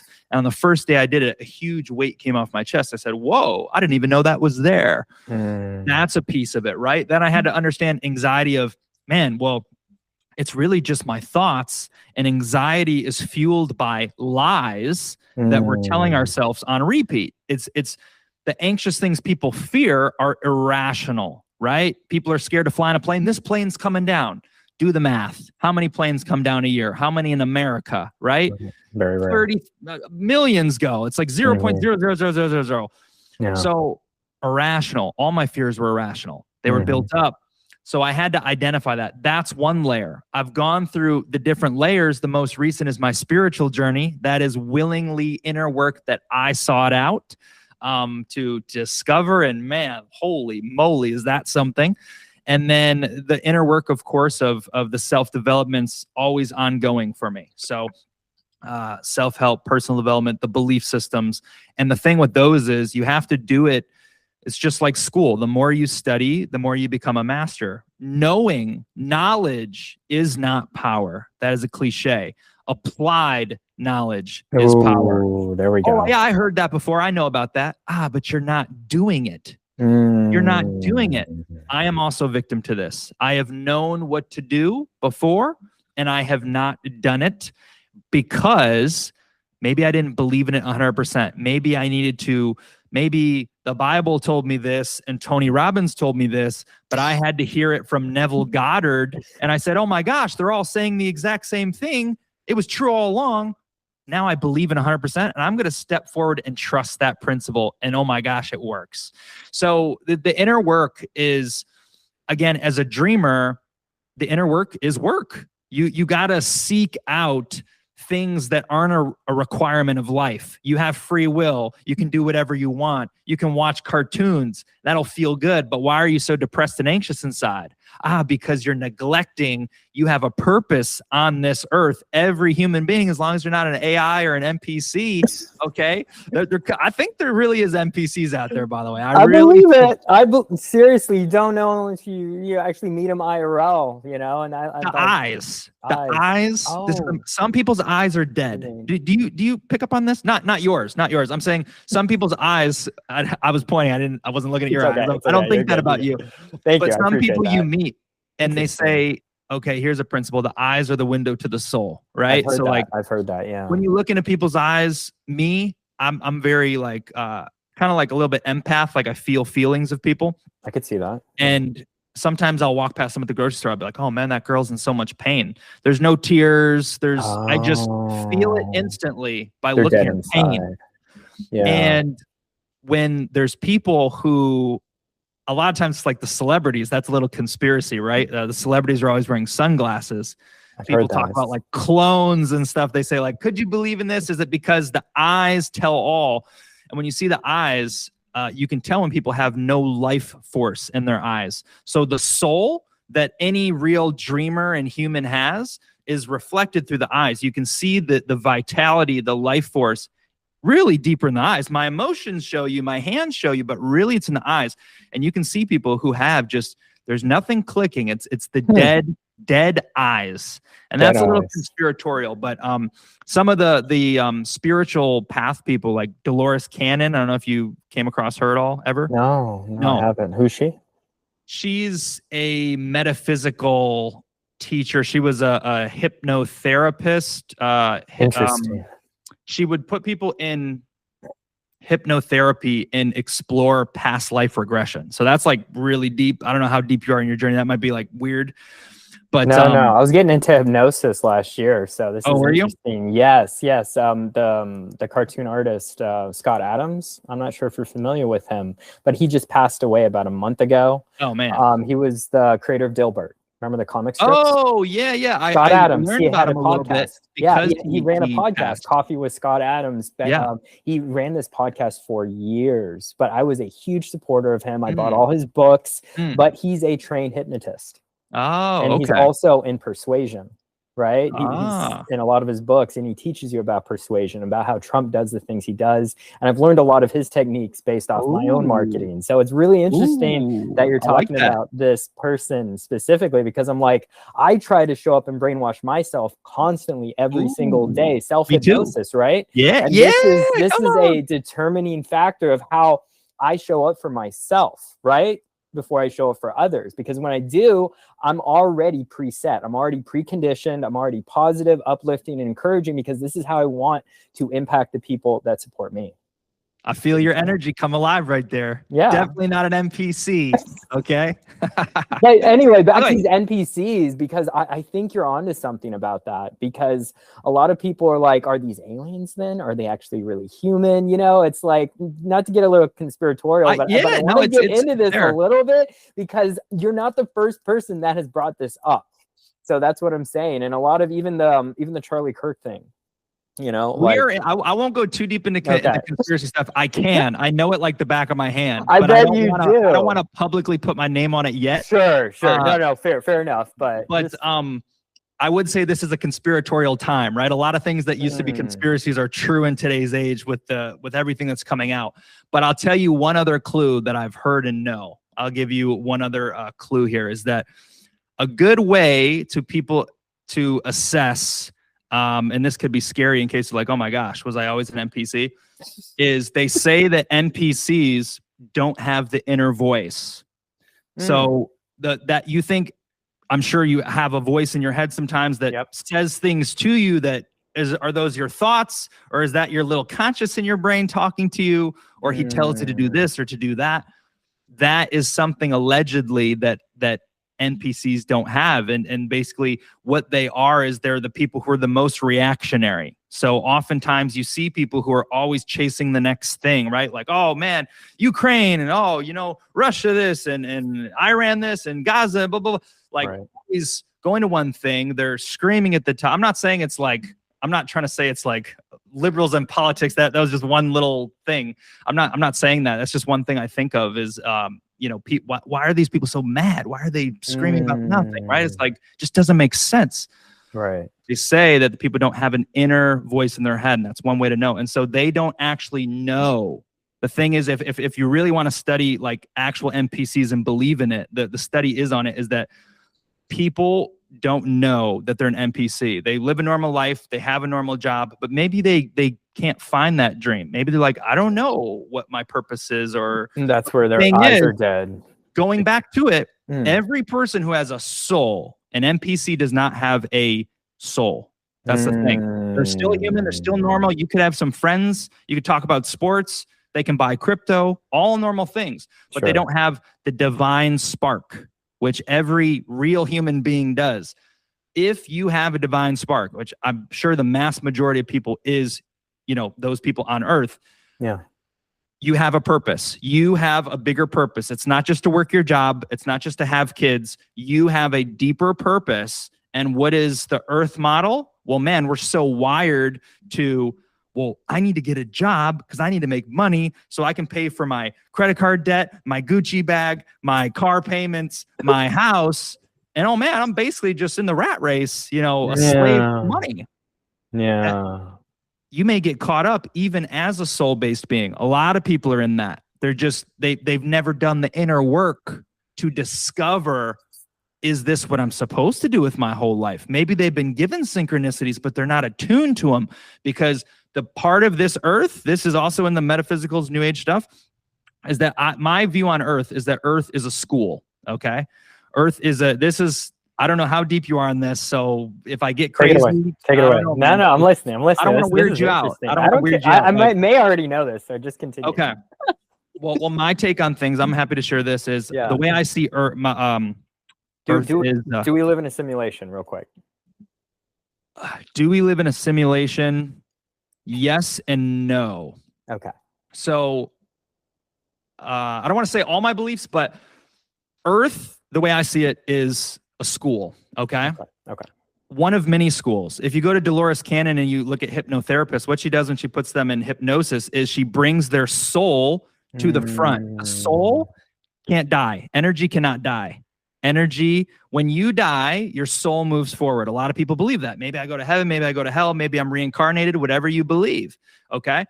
The soul does not die. So the soul is, who knows, 10,000 years old, 20,000, who knows? What is the answer? But she, through the hypnotherapy, puts your conscious to sleep and brings the soul to the front to speak to the inner you. And that inner you talks about past lives or different periods of time. Because that's showing that the soul energy is always being repurposed. Okay. Now, the way that I've come to find it is that Earth is simply a school. Before you come here, you are told the hardships you're going to experience. You're told the life you're going to live. You actually get a glimpse of it. You get a preview before you enter in as a child. But the game with Earth is that the thing is that you're coming here to develop your soul. So this is a place for you to learn lessons. So in some way, it kind of is like a simulation because you think you live these whole 100 years, but allegedly from this point of view, this perspective, when you die, you're like, oh my gosh, that was like 20 minutes. It was all like a big dream. It was just a giant play. Because you came to this simulation, you could say this level, this game, to learn the human lessons that you could learn in human form, right? As a soul on Earth, the hardships, the lessons, and this shapes you and builds you. And so that's what I believe. And the idea here is what gets big is that this is only one of the levels, right? There are other levels. There are other places to go besides Earth. And we may find this out in June of this year if Trump starts talking about is there more out there? Are there potentially people all in the skies? People who are into meditation have some experiences with these said things, right? So it's a big, big world out there. And yeah, what was my whole point of that? The soul, the spark. If you're a human, you have a soul. NPCs. You have a purpose. You have a purpose, a dream, something you're supposed to do. And then I was just rambling about soul stuff. And yeah, I love it. I want to go back to NPCs. Do you think NPCs that live among us, do you think they can eventually achieve this like dream status or finding something that they're passionate about or becoming, or are they just going to be set in their ways and always be an NPC? They can find passions, but the truth is that you know how everyone says, or not everyone, but some people who are dreamers say, man, I'm like Neo. I'm the main character, right? I am the one. You notice how some people say that? I know. Some people who are NPC probably never think to be the one. They're just like, oh, I'm Sally and I'm just meant to be, I just really enjoy my job as a server, right? So when you, the part about the NPCs in the Matrix is they are actually here to support your human experience. Right. If everyone was a main character, how would we fully live the journey out? So in a sense of the simulation, there are fill-in pieces, and this gets really deep. Some people will say, I've never experienced this yet, but I'll tell you one thing that I read. So this is in some of the channels, people say, you know, have you ever gone to a restaurant and you're the first person there and no one's there, but as soon as you get there, a bunch of people arrive? I do notice that, yes. That happened yesterday. That happened when I was at Outback Steakhouse. I noticed there was nobody there. And then as I left, it filled up a lot more. Interesting. That is very weird. It's almost like, I don't know. I don't know either. It was nearing dinner time when I was leaving, though, because I got there. That's what we tell ourselves. You know, it's during dinner time, but I don't know that for sure. I haven't looked at, but the cool thing, let me tell you something cool about awakening and personal development. Go for it. Yes, love it. When we have this conversation right here, this is profound. And anyone who listens to this is profound, because if a lot of people have experiences that are cliche and they don't talk about, because it's like, oh yeah, you know, that was just something random, or that was just a weird coincidence. But if we all came together and we all spoke about it, we would say, oh my gosh, that happened to me. That happened to me. That happened to me. Whoa, this is something. So the power that the internet is doing, if you talk about the awakening, it is pushing the awakening forward, because we have an experience. We were scared about it. We're worried about it. What is this about? And then you find 100 people who said, oh man, that's level 1. I did that a long time ago. Don't worry. The next thing that happens to you is this, this, and this. And yeah, this is part of this. And so you find your people, and you find this is how you like learn, I guess, in a deeper way. It's my new favorite way of learning. So I'll use AI, ChatGPT, actually Grok specifically for this. And I will poll, here's a trick for Grok, how to get good information. If you ask Grok, surface level questions, it'll actually like lie to you, or it won't find the right answers. If you want to find an answer that you're looking for, you have to lie to Grok as if you're speaking the truth. So like, I don't even know what an example would be, but I just tell Grok, like, I heard, or like my experience, right? I just recently found this magic stone and I time traveled across the world. Go on Reddit and I don't know, YouTube comments, X, and pull me everyone who shares this similar experience. And then you find the people on different topics, not time traveling, but you find the people on different topics who are crazy and share this experience. And science doesn't back it, and the news doesn't back it, and the world doesn't back it, but 500 people share the same experience that you had, and they say, yes, this happened to me, here's my story. And so Grok has brought me all those people. It's plucked a tweet from 2 years ago, 3 years ago. Incredible tool. Incredible. So we're finding stuff out in real time. This is the great awakening in real time, matter of fact. Spiritual awakenings for people all over. This is why this podcast is so important too, Zach. Like, seriously, this is one of the reasons I decided to launch a podcast like this. And this isn't, in full transparency, this isn't my first podcast. This took me a few times to figure it out, right? Oh, to keep okay. coming back, to keep failing, to keep rebooting. Before crypto, I ran podcasts, right? My background's in journalism and PR. I went to school at the University of Alaska in Fairbanks. I interned. I worked at various newspapers, magazines. I ran my own photography business. I ran my own business before crypto, you know? So this isn't my first rodeo of trying to run my own business again, my own LLC, Crypto Fam Media. And so with all that being said, you know, it's like, I don't think this is anyone's first times, but that's the thing about new beginnings. You can keep resetting yourself. You can keep having a new beginning, a new spiritual awakening. We're like onions, right? We keep peeling back the layers. We all have Shout out to Shrek. layers. Shout out to Shrek. I love that movie. One of my favorite OG movies. I love that movie too. And so it's like we all, and it's okay to fail and to try again. A lot of people, they get so discouraged when they fail, you know, like you were telling me your experience of failing and getting pushed back and moving back with your mom and then just like rebooting again. And we have to have those failures so we can experience life for what it is. We need the sweet with the sour, essentially, right? That's how we get to where we want to go in life. We can't always keep having the sweet cake on Saturdays. Every day can't be Saturdays. Right. Unfortunately not. No. Yeah, and that's the thing. I would say fortunately too, because I don't want to live a life like that. True. You know, it's good to do hard things, right? It's good to show up and do the work, you know, and do the grind, because that's what makes dreams possible. If dreams were so easy to attain, everyone would have their dream already made up and we'd all be millionaires, right? If everyone had a Ferrari, who would want a Ferrari? Right? Exactly, dude. That's what I'm saying. That's what I'm saying. So dreams are there for a reason, and they're really, really hard to get to. But I've noticed when you do hard things, everything else gets easier. You know what I'm saying? That's profound. Everything else gets so much easier when you really do hard things. And when I was camping up in those mountains doing dispersed camping last year in Colorado by myself with my cat Stella. Oh, you brought your cat? I brought my magical black cat Stella. She's my emotional support animal. It was just me and her up on those mountains doing elevation training, running X spaces. I had an awakening. I went on a few vision quests, not gonna lie, and I came to terms with myself, and what I really wanted to do in crypto was to support communities in crypto that have visions on trying to build a better life for themselves. You see what I'm saying? And being one of the best space hosts that I wanted to be, and then coming to terms with just the end of last year and seeing IRL events and seeing how that changes your perspective on building rapport with people and building real relationships where people will not only like you, but trust you and start paying you. I was like, this is where I'm shining the most, bro. And then just after Eat Denver with the podcast lounge and really doing live podcast episodes, and thinking to myself, I really need to relaunch another podcast, because this was before I got into crypto in 2020 run.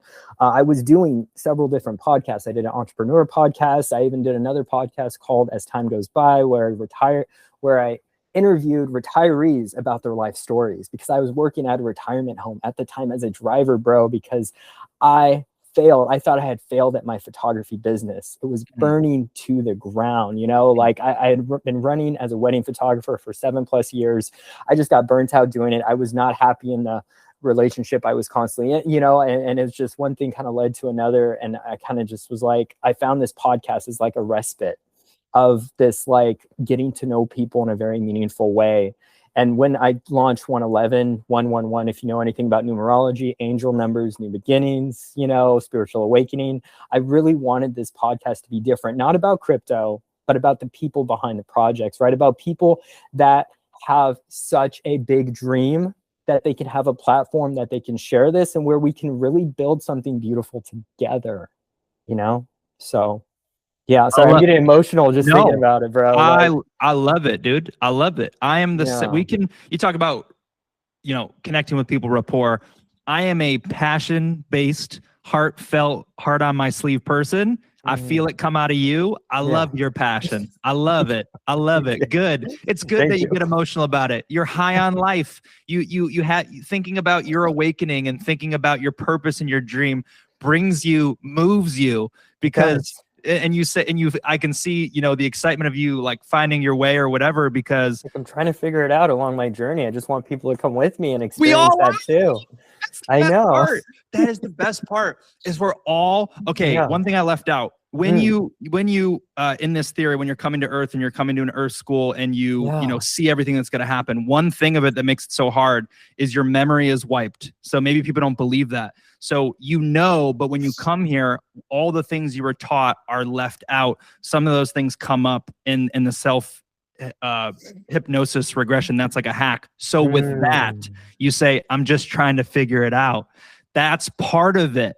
That's what we have to do to learn the lessons. We have to try things. We have to fail forward. It's okay to fail as long as you determine never to quit and give up. Right. The failures are stepping stones, building blocks. Photography takes you to this podcast, and you probably learned great insights from people who are about to die or were 80 years old who could teach you about family and life and finance. And it was all, it didn't work out. It didn't go best. But now, like you said, you've taken some of those lessons and maybe you're applying them to this podcast, or you've taken some of those real world lessons and apply them to your life. And it all stacks. And we're all figuring it out. We're all on this journey, and you can't quit. It will be hard. It will test you. It will bring you down. But again, those teardowns, those setbacks, those hardships, another thing I want to mention is after those, they make you stronger. Like you said, my confidence is high because there are people who, I'm not trying to compete. I'm more about pumping other people up, actually, like player pump player. But let's say someone's at the same position as me and we're both moving forward. And thus far, they've had the easy route, right? Or just like they haven't had as much hardship as me. I noticed that with all my friends. Like I went through major, major hardships that none of them had on the surface. And I wondered why that was at the time. And the clarity that I got is big setbacks because you have a big future, huge future. That's what I've always believed. I'm going to be one of the best. I'm one of the biggest dreamers in the world. So that's how I made sense of it. And now if someone's going along this journey with me and they're struck with hardship, it may be something that takes them out of the game. Me, I can say, man, I've trained for this. I've already moved back to mom's house. I already became a shell of myself and lost my positive attitude. I know myself. When my body's telling me something, if I'm getting a little headache, I know how to respond because I've taken the courses. It's just like lifting weights. No pain, no gain, right? If you don't run, you're feeling, man, your heart wants to explode. Your lungs are on fire when you're training, but that's why you're able to, you know, if I try to run 8 miles right now, I'd pass out. You can train. You can get there. That's I don't like cardio. I don't like cardio. Oh my God! I would be. You could be a good the stair climber is my cardio, bro. There you go. Or row machine. Row machine's great, bro. Row machine. Yeah, row machine's a pretty aggressive workout. Very good. Very good. 30 minutes on that, you're done. Yeah. So yeah, I mean, it makes sense. Love the passion. Yeah, love the passion, dude, I appreciate that. Yeah, and I love the synergy we're having, and I'm just like, I really appreciate you just coming to terms with just yourself, right? And it comes back to self, right? We talk about that consistently. because how you show up for yourself is how you show up for others. I've been seeing you in your spaces. I actually saw a little bit of your live stream yesterday. You were doing it last evening. I checked in real quick. It was my birthday yesterday, so I tried to stay belated off. birthday. Oh, I appreciate that. Sorry, I didn't know. No, it's okay. I don't know. I feel weird just announcing it to people because I don't like when people know my birthday, because it's, for me, it's like, it's irrelevant. Like, age is just a number. You know what I'm saying? Age is relative. A lot of people don't believe I'm 37 now. I don't believe I'm 37. See, you don't believe this. This is just good genes, eating right, and working out every day, honestly, you know? And it's just like, a lot of people think I'm in my late 20s, early 30s. I'm like, you know, I'll take that. Every girl I've met, you know, they're like, yeah, you could totally, because I think it's the energy, right? We come back to this spark. And I think a lot of people, they want that energy that we have, Zach. So tell me more about how you're building this energy within, you know, tell me about the process you go to kind of reignite it, because I know how I do it, but I want to see, how do you do it in a way that makes the most sense for you? Because I can see you have very similar spark as I do. So I want to hear more about that. Okay. So first of all, it's all compounding. So compounding, that is a success principle. So like in Dreamcat, for example, we're studying, you don't have to believe what I'm saying. We're pulling from the most successful people in the world, and we're applying the universal laws, right? Law of attraction is one. Compounding consistency. Come on. Everyone knows about that. If you had a penny and it doubled every day for a long time, you'd get to millions of dollars eventually, right? So it's powerful. So I am a product of about 9 years of self-work right now. Ever since I had that concussion, I've been on a self-help journey. It's a part of my life. I listen to podcasts. I read books.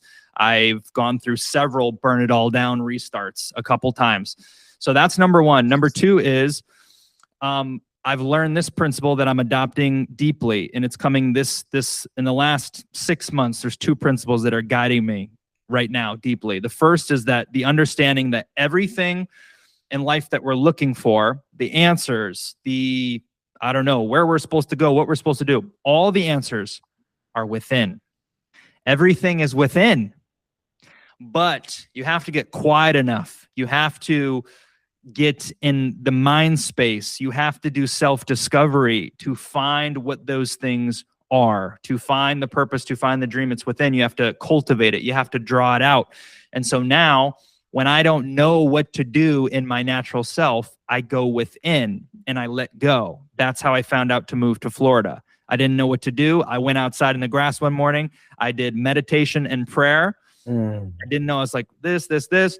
I got up and I started walking, and I had nothing. And within a minute, a thought came into my head, and it said, it was like, where you live now, are you currently growing, and is it moving you closer to your dream? Yes or no? And I realized, well, no, ever since I created Dreamcat, I no longer need the city of Charlotte. I no longer need this proximity.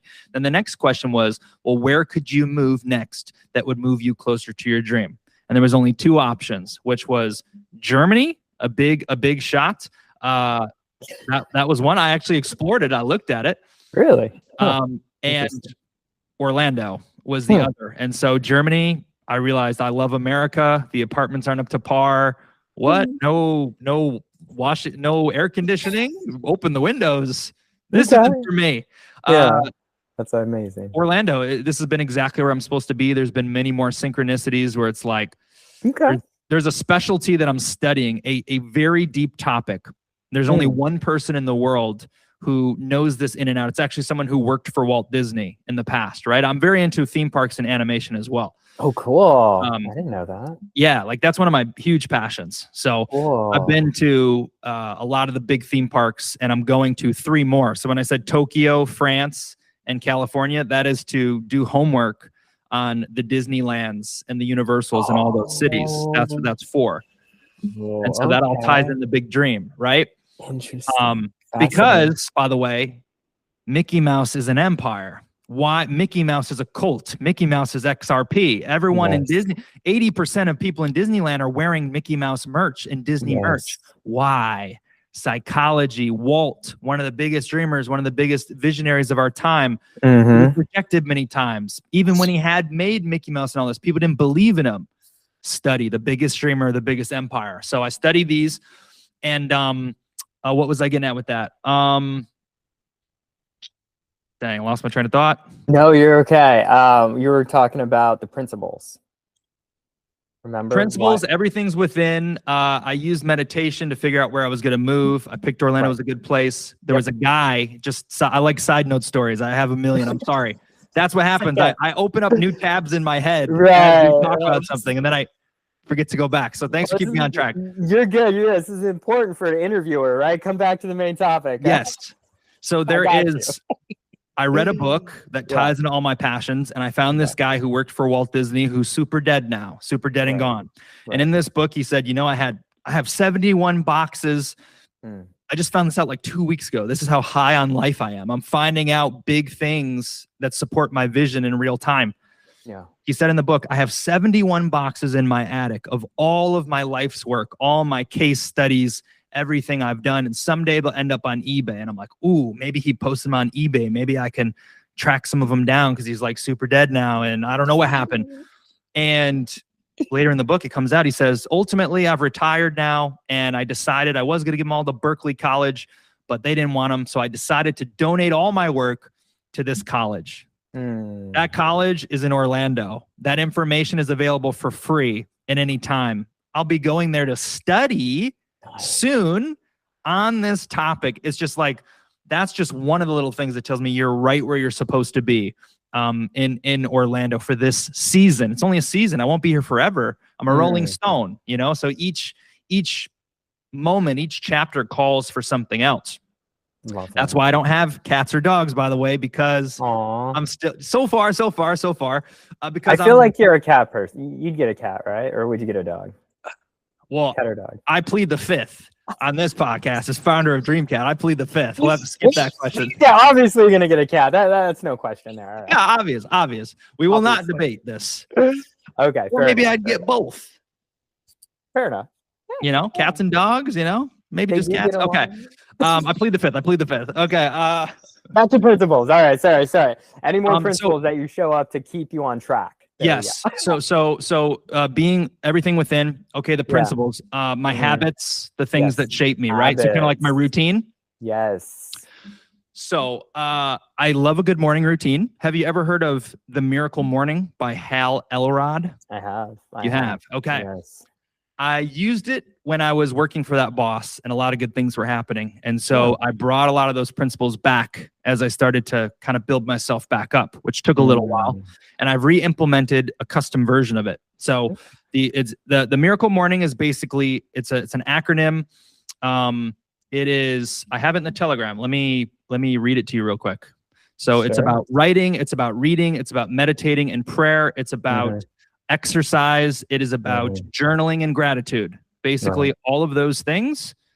And it's an autopilot thing. So look, I'll even show it to the screen. Let's see if we can see it.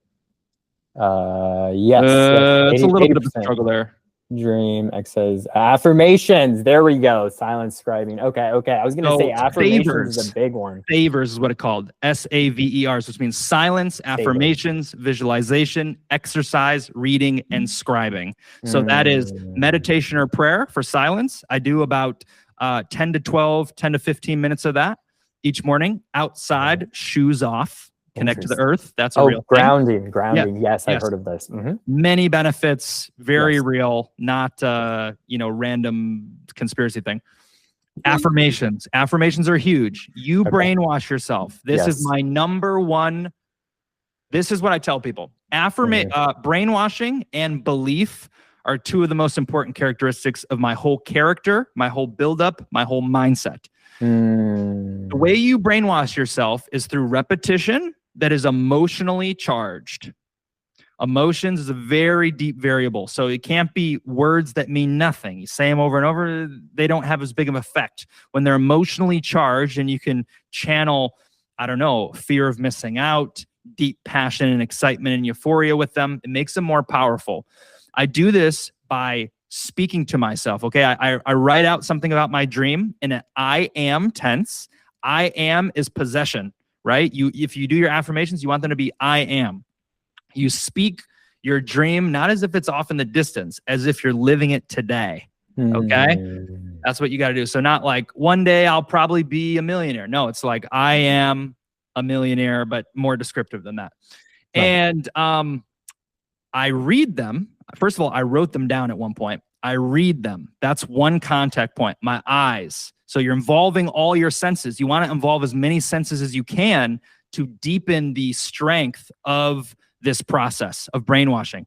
I read it, then I speak it out loud. So now I'm reading it, my eyes, I'm processing it, I'm thinking about it, then I am speaking, and when I speak the words, abracadabra means as I speak, I create in Latin, okay? Power in words. Words are alive, words are power, they have energy, they have frequency. They are self-fulfilling prophecies. When I speak these words, another loop happens because then I hear them again, right? I speak them and then I hear them. So I'm running this whole loop through with my affirmations. Another form I take in for the brainwashing is visual. I used to do a speech on the power of a vision wall. 3.5 reasons why you need a vision wall. Everything I put on my vision wall comes true. All of my biggest dreams, I got a whole freaking stack of old vision wall dreams that have already come true, that have been on the papers. And I have about an 8-foot, 8 by, I don't know, 4 feet in my room of all my dreams in visual form. I look at them consciously. Sometimes I think about one and I imagine in my mind, I visualize the dream in my mind. But sometimes when I'm just walking through my subconscious, I'm still seeing the images. And this is the thing is, even if you're not thinking about it and you're giving it no thought, what we see or what we hear without any effort still leaks in over time. This is how the elite brainwash the human population to be consumers or whatever through repetition, emotion. And man, I saw that commercial 60 times. I have a craving for Chipotle. No, you don't. You saw the 10-second ad every single time you went on YouTube and you were brainwashed to go to Chipotle. You were inundated. Yeah. So that affirmations and the visualize. Next is visualization 3.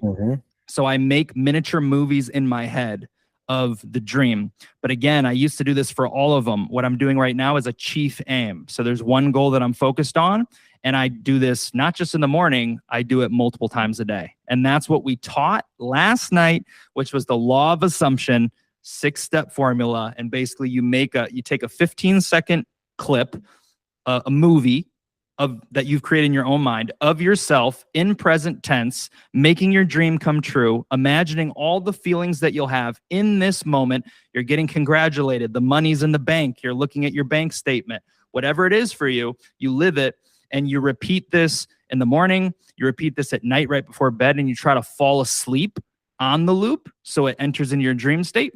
3 days ago, I dreamed about my dream coming true, and I felt the emotion. Amazing brainwashing. And you do it throughout the day, randomly, a couple times.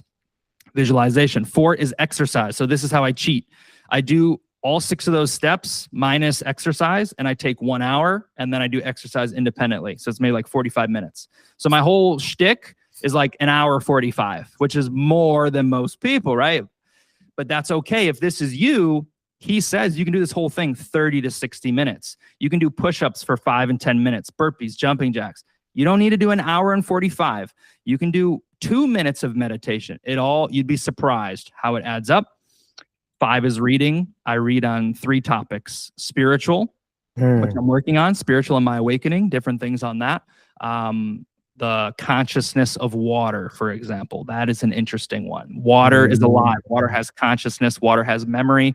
Like the movie Frozen says, Olaf says that's actually true. Water does have memory.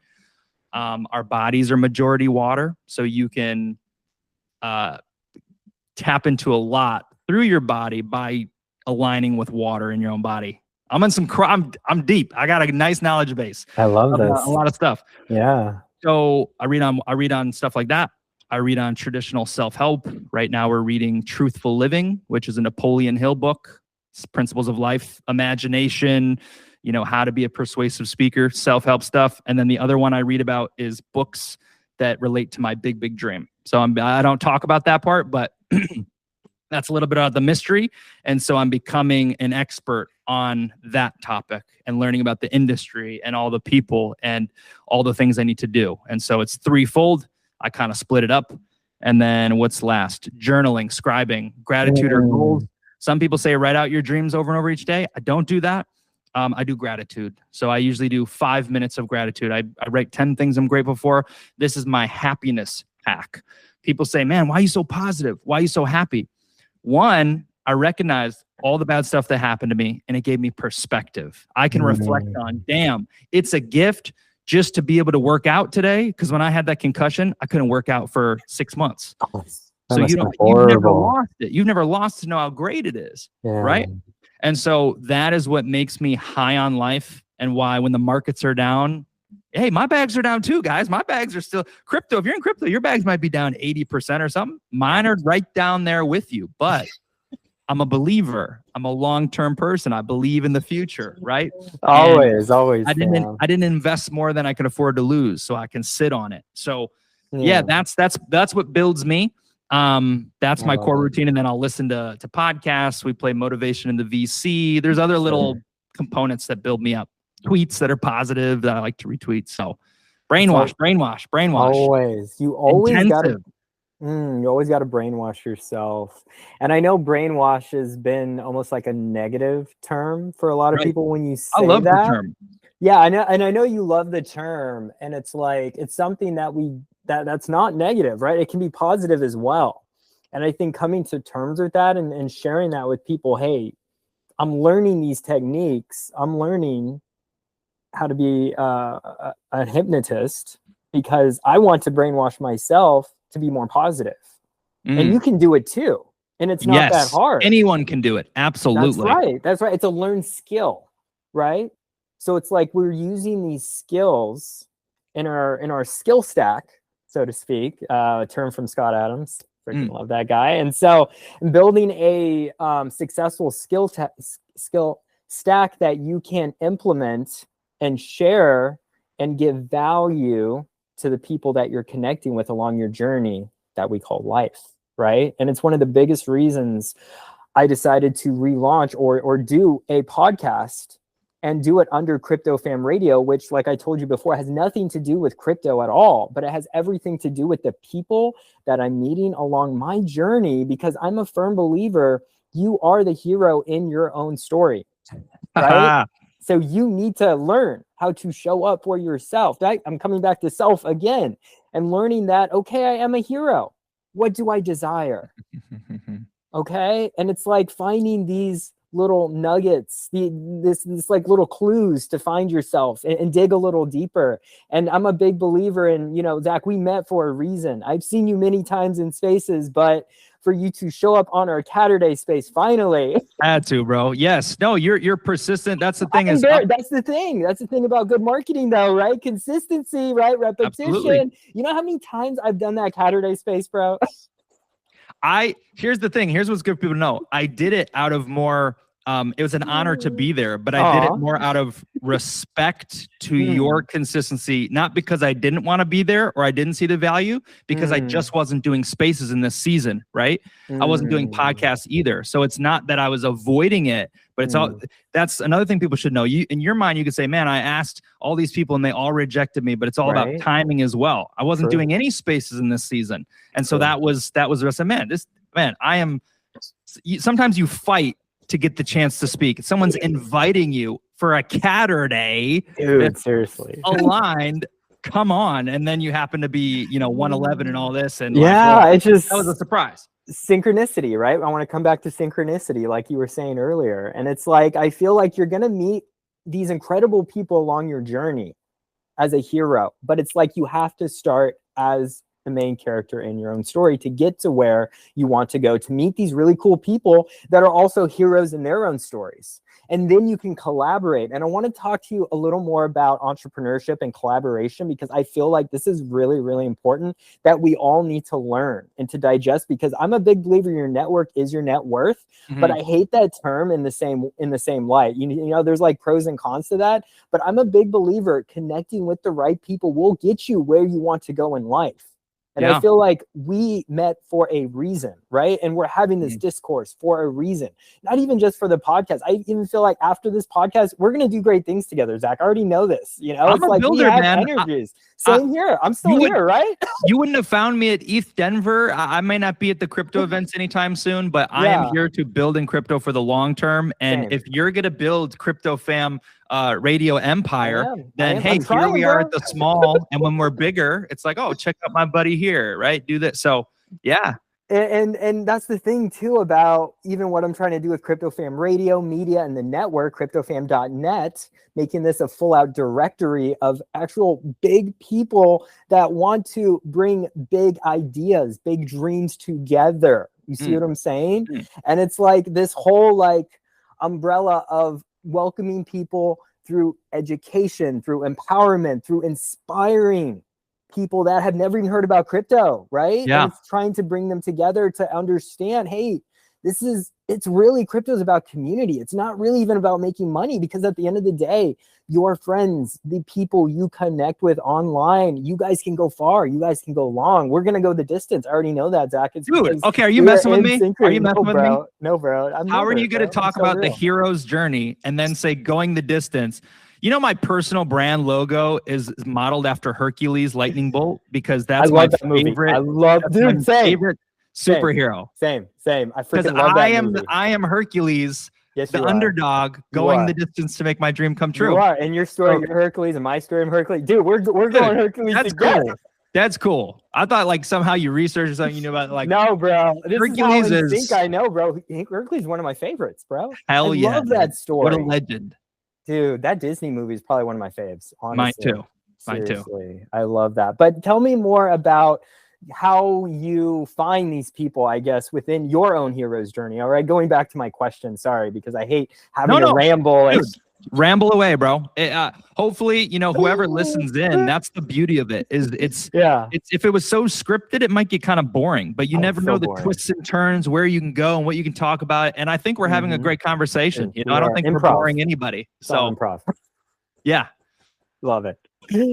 So take it away. Like, how do you find these meaningful connections along your journey of entrepreneurship? That's the question. I would say oftentimes for me, they've been attracted. So that's my big thing. I posted something the other day. I love the term chase your dream. I'm going to still say it. I like to say it. Chase your dream. It sounds good. I like it. But so many people are chasing, are hunting. If you're shilling your project, you're going to every single big influencer saying, buy this, but they never even reply to you. They don't care. Why have they captured your energy? Because they have become, they have attracted, they have built the audience or built the attention. Attention is energy, attention is economy. And if you can, instead of thinking, man, I need to grind to death, instead I look at how can I become the man, the cat, the founder, the educator, the visionary, the dreamer, who can become a magnet for people who think the same. So you talked about community building. There is a tribe out there for everyone. We talked about Pokemon before. Someone's dream is to talk about Pokemon 24/7, and their current friends and family say, grow up, get a job. Pokemon was your kid. Right. They should make an entire new account. Start from zero. The way the algorithms work now is they connect you to like-minded people, and they post about Pokemon, and they will find 1,000 people who love their cards, like every post, comment about how cool they are. And that's what I understand about dreamers. So tying it all together, you said, man, what keeps you going after 2 years? I know I've never flipped the switch. We're improving. We're building the pieces. We're setting the stage. And I know once I go out there and do massive action and I never quit and I compound and I keep it going, there will be a catalyst. I like to say it only takes one. Fail 999 times. It doesn't matter. Nobody cares, because when you find the one, you're the hero. You're the legend. How'd you do it? I always knew you could do it. Yada, yada, yada. Sure you did. You never liked my posts. You were preying on my downfall. You didn't think I could win, but I knew, because I did the inner work. All right. Sometimes the algorithm doesn't even show you too, especially when you're building so focused on yourself. It's so hard to like open the blinds and see what everyone else is doing, Yes. So like that's a problem right now. That's why I just made new accounts, not on X. X is still good, but on Instagram and TikTok, I've made brand new accounts. I had my Instagram for like 9 years. Painful. Wow. I got some big followers on there, big influential people. Painful because the algorithm's changed. Your own people don't see it. Right. But if you attract and you become this person, everyone who I've met, like I just have to think of the people, like specifically, most of them either I've attracted or they attracted me. I'll share a few quick stories to pinpoint them. Yeah. How they changed my life, each person. So crypto, Kevin Cage, my tweets about abundance and living the good life attracted him to introduce me to crypto. When I was in LA Fitness in my old home in Illinois, and I was doing that hat business, and I was done. I was selling my final inventory. I went to the gym on a Friday to sell all these hats. A guy came up to me. He's like, dude, it's Friday. You could be partying. What are you doing here? Selling hats? Like, it's weird. I love your hustle. Respect. We connected. I ended up partnering with him in business through that exchange. And it led me to the next thing, which also got me into personal development. Network marketing is something I did for a time, right? Health and wellness, health and wellness. Yep. There's another buddy who I met. I went on Jeffrey Gitomer's show. He heard that. He reached out to me. We became friends. He worked for a guru. I worked for a guru. We started calling each other and talking about success. So I can think, and then before then is like high school, right? Like high school, college, you meet friends where you go. You meet friends at the bar. We like basketball. You like basketball. But in the later parts of my journey, it's really been from either my self-creation, just being a content creator. I also went on the streets. So I did these campaigns where I would make like the cardboard signs, and I did different inspirational messages about dreams. And I also did a 40-something day campaign to reach Tony Robbins. So like I promoted Tony Robbins' book on these signs, and I went on airplanes with it, and I went to New York and cities, and I made videos and wore a GoPro. I've done all this massive action stuff, bro. Like this is part of my journey. Incredible. Did you see Tony? Did you meet Tony? He rejected me. But it's a part of my journey. I can understand. So I can tell that story in a bit if you want. But that's interesting. Yeah. But I did these signs. And so like I put myself in position to meet people. I held up signs that said something like, I don't know, what's your dream was the main one. Things that make people think, provocative thoughts. So like, are you dreaming or are you just pretending? Like, I can't remember them at the moment. I have some of them on my website, but no problem. That's how I met a lot of like-minded people. A lot of people ignored me, but some stopped and said, whoa.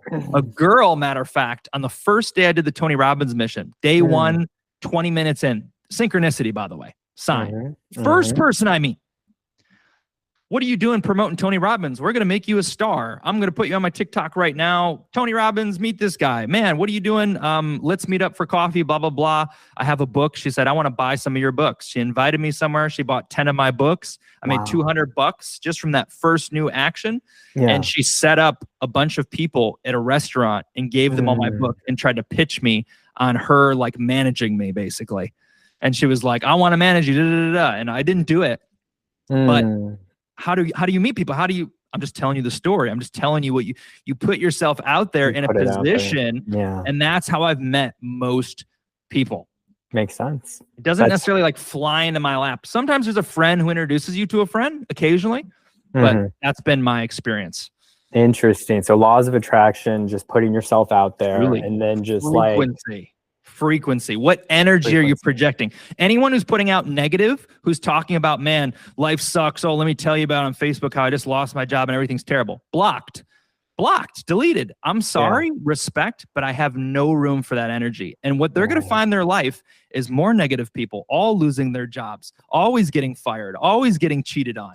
It's whatever you look for is what you are going to attract. It's simply a mirror. So if everything's within, right? That's what we understand. I'm in this apartment right now, and everything I'm looking at in my real world is a reflection of my inner thoughts, beliefs, and choices. And the thing with time is delayed on earth here. Okay. I can't magically manifest an ice cream cone. It takes time. I got to think about it, go buy one, drive there and get it. Okay. So if I want to change this reality and make this apartment a mansion that's poolside, I have to first believe, feel, and live in that moment, act as if, move as if with confidence for a long period of time without seeing a result, and not let my current visual reality discourage me from quitting. Oh, I want to be living in a mansion, but all I have is this apartment, right? Forget it.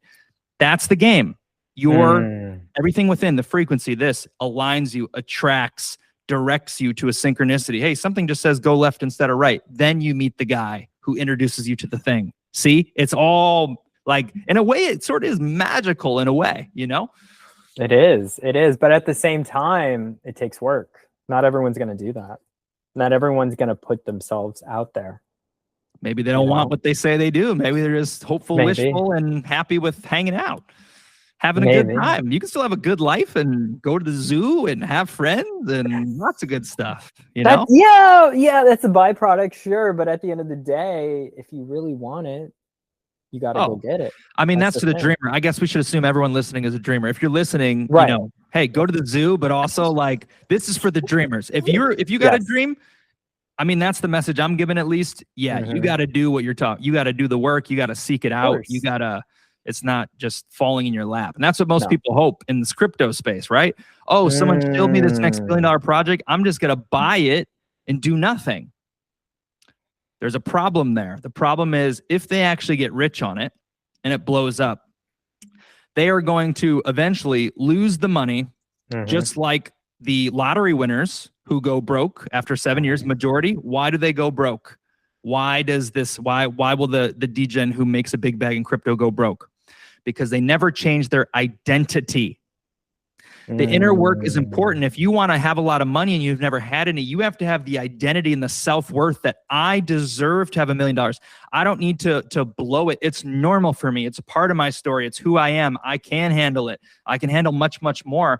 I am the man who is worth this. And people self-sabotage because the identity doesn't match the reality. And this is an upside and downside to crypto, is that it breaks down the traditional barriers. If you grinded in a sales and became a sales expert and made $1 million that way, the identity would match. But if it just comes overnight when you're saying swear words and just posting stuff on Twitter, you know, being a complete degen, then damn, it's like, maybe that's why, I don't know, people are so crazy here on the app.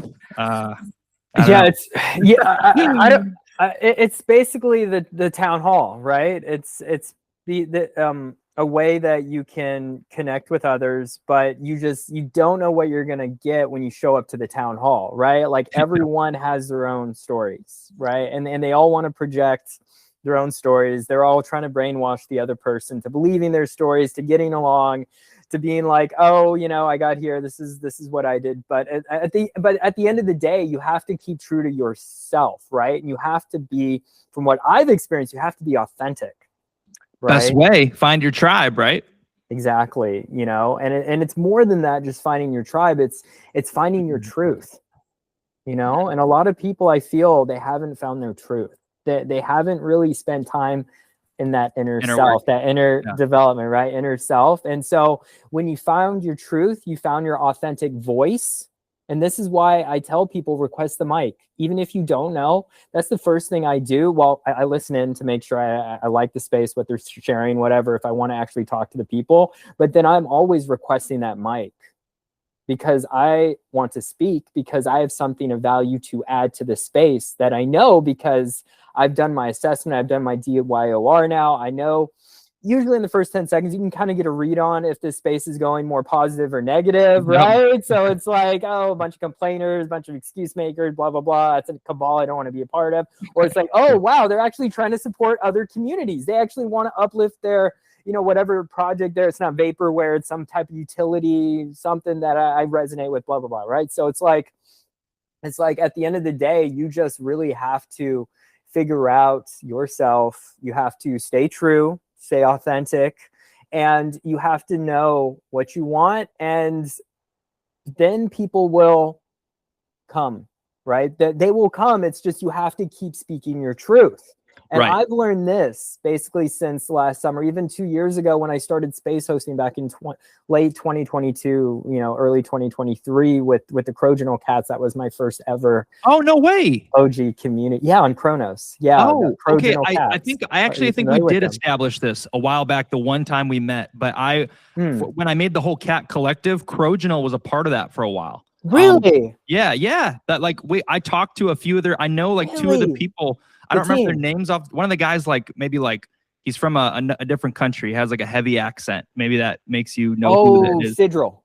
Yeah, actually that is. Yeah. We still talk. We're still in the same Discord. I wouldn't say together. We're best friends, but had him on a space, DM'd, talked about cats. So dude, bro, I need to follow up with that guy. But we go way back. There were some guys from Canada, Toronto area that were on the team that decided to leave. There was this one guy in California that was on the team. He left.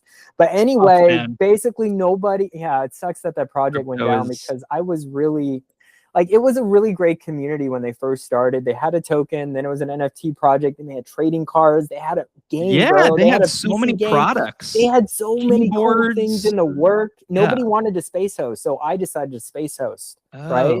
That's how I got involved. That was part of the team space hosting. And then from there, I decided to try to help all of CrowFam. That was the hashtag CrowFam, right? And try to run a 24/7 CrowFam radio show on Spaces. That was how Crypto Fam Radio basically came to be, kind of a little my origin story, right? My lore, right? So cool. Did the rebrand early last year, became crypto. We want to be inclusive, not exclusive, embrace all the blockchains, blah, blah, blah. So it's like coming to terms with a lot of different types of people. Coming back to authenticity, though, what I'm saying is you have to find this. Not everyone is born with this authentic voice, is what I'm saying. And it's I feel like it's taking you years, and most people it does.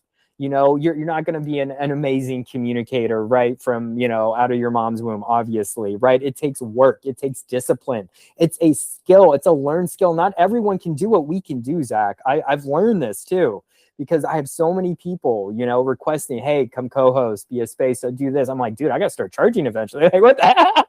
It's ridiculous, bro. But it's coming to terms with your authentic voice. Zach, where did you find this authentic voice? How did you build it? And what would you recommend for people to also try to find their authentic voice when they're trying to build their communication skills? Because, this is a learned skill and everyone wants to achieve it. Everyone wants what we have, Zach.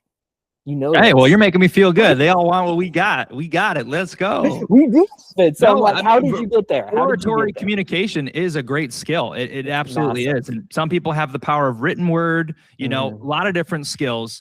But yeah, it's useful and it's powerful impact. Yeah. Well, first of all, it's a little bit cliche, but I kind of think you're always a pretender until you actually do it. So when you first start, just be okay with it sucking, right? There's people who I know in my community who are shy. We got them up on the mic and they stuttered a few times. They stammered, but we let them know, hey man, this is an open environment. Dude, we're not judging you. I remember the first time my legs were shaking. My voice was trembling. Dude, you're all good. And builds. And so for me, fake it till you make it. I failed speech class in college. I got an F. Okay. And then I ended up speaking on stage a couple years later. Wow, that's amazing. So it comes from putting yourselves in positions to practice this. So if we're just talking about speaking and someone wants to be a better speaker, gosh dang, X is incredible because no one can see your face. This is harder, right? So not for me and you. We're we're professionals. I'm not fearful of love. We do I'll sneeze a giant booger right now. I don't care, right? I'm confident in myself. Yeah, you are too. So this is easy, but I say, guys, X is the easiest place because first of all, no one can see your face. It's just your voice. You can click the button. You can hang up at any time. If you get super nervous, just press end and leave. Oh, it was a glitch. It dropped. Got right. And you're using most people aren't doxxed. So no one knows who you are. Speak your truth. So actually X is a great way to learn and develop X spaces actually. But for me, it was just I don't know, different things put me in different positions. Like the main thing was I got in that network marketing, and one of our marketing tools was Facebook Lives. And so I had a lower tone. I had eyes that were not very intimate with the camera. I was kind of just like, yeah, you know, I said the things, but my tonality, my enthusiasm. Notice all the hand movements I do. That's learned as well, right? I'm very expressive. That is something you learn as a speaker. It amplifies your message. It makes you better to watch instead of, you know, yeah, I'm really enjoying this conversation with you, fam, and you know, like standing still. It's boring. It's so boring. So yeah, I got you. Learn along the way. I learned through the fire of self-experience. Almost, I did go to college. I did get the degree, but I almost didn't even need it. Most of my experience was built from my own endeavors of exploration. Like I said, I did the GoPros. I made videos. I just did it. You know, I did Facebook Lives before that. It's just a stacked on build thing. I will say network marketing was a super big building block for me. Going back in time, I wouldn't do it financially. It doesn't make sense. But building you as a person, fantastic, because not only did we have to do like Facebook Lives as marketing, but we also did presentations, right? So you'd invite some of your friends over. My first speech was in my college apartment at Illinois State. And I stood in front of the TV and my buddies were on the couch. These are buddies who I knew very, very well. My roommates, my friends, there's nothing to worry about. And even then, got choked up, got super nervous. There's 3 or 4 people. They're right in front of me. That was in college, man. And you just had to break that ice. And it's built. You got to rip off the Band-Aid of speaking something you want to do. Or for anything. If you want to just tell yourself, be okay with the fact that you're going to suck at whatever you start at. You're going to suck and you're going to try. But as long as you commit to seeking knowledge on how you can get better, man, that speech, that was embarrassing. Let me listen to 5 podcasts about how to become a great speaker. And it's going to take me 3 times to really lock in this knowledge. And then let me apply it. That's the game. That's the game. The trials and fire of life. Throw yourself out there, learn, put your parachute on as you fall out of the sky, right? You jump out of the airplane without the parachute, you put it on the way down. That's the game, I'd say. That's scary for a lot of people, though. How do they get over that hump? Yeah. Okay, that's the thing. It's going to be. There will always be fear. Right. Always. But especially public speaking. Think about it. Yeah, it's one of the number one in the world. Fear. Yeah, exactly. Yeah, it is. It absolutely is. But man, becoming a deeper thinker, this is where you can superficially hack life. So to give you insights, my spiritual journey has given me deeper insights on how to play this life and my confidence. If I see this as just sort of some kind of game, right? I'm just here to learn as a soul and, you know, whatever. I already know what's going to happen. Then I guess I should just kind of go full tilt and YOLO it a little bit, not negatively, but for whatever I want to make happen. Like dream as big as I want because it's just a big game. Like it's helped me. It's helped me in that way. So that's helped me to be more free flowing, take more risks. And I think if people, I kind of lost my train of thought. Concussion. No, you're good. You're good. I think, No, you're totally good, man. What I was gonna say to kind of just end with that train of thought was like, don't take yourself so seriously. Yeah, because we think other people are thinking about us, but the truth is most people are too busy thinking about themselves, right? Like you think early on in high school, like, oh man, they're looking at me, they're checking out my outfit. And I was like, high school didn't even matter. It was a tiny little step in the journey. It's way gone. If I had a bad acne in high school, actually, right? And so I was like, oh man, got this big old white head. Everyone's thinking I'm a loser. Right. I'm never gonna overcome this, bro. It's over. Your skin clears up. You move on. So once you stop, the big thing that holds back, that causes a lot of fear, is your concern about what other people's opinion are of you. So in my journey in inner development, I had to get to a point where I stopped caring. So when I came out and said the things, I'm going to chase my dreams. Dude, you were the class clown in high school. Dude, you weren't this leader. You used to goof off. You used to be in the dean's office. You're not this person. Who do you think you are? That's why your biggest supporters are strangers, because they know you for who you are today, not your history, right? And I let that go at different stages, and some of those people filtered out based on the frequency, right? When COVID came up, I started talking about controversial things. That was one of my first awakenings, sort of, was COVID. That kind of like struck, things didn't make sense. I'm a very critical thinker, like, okay, I understand this, but how does this make sense? You have to wear a mask when you're walking in the restaurant, but then when you sit down, you can take it off and eat. Same thing for the plane. So the germs just take a break. Right? That just doesn't make, something's not making sense to me. Walmart can be open and it's a huge store, but a tiny store that could do one person at a time can't just do one person at a time. Social distancing, right? Just throw things up, right? You get it? And math ain't math. That's another thing. And so I started talking about the stuff. And when I talk about the NPC syndrome, man, the people fuming at the head, you're out of your mind. You're killing everyone. Da, da, da, da, da. I'm blocking you. Don't follow Zach, blah, blah, blah, blah. Oh my God. And I lost a lot of people right then and there who I had great friendships with, right? And so that's kind of if you, now I'm at the point where I am free. I'm free, baby. I don't care what you think. A lot of my friends are the people I'm building with. I don't, I have some friends still, but it keeps evolving because I keep evolving. Who I was in college 5, 6, 7 years ago, maybe. What was that? 2018? Yeah, 2018. I am a completely different person. So it's totally different. That me is totally different. The version of me who was at mom's house, totally different today. New belief system, because I'm nonstop learning.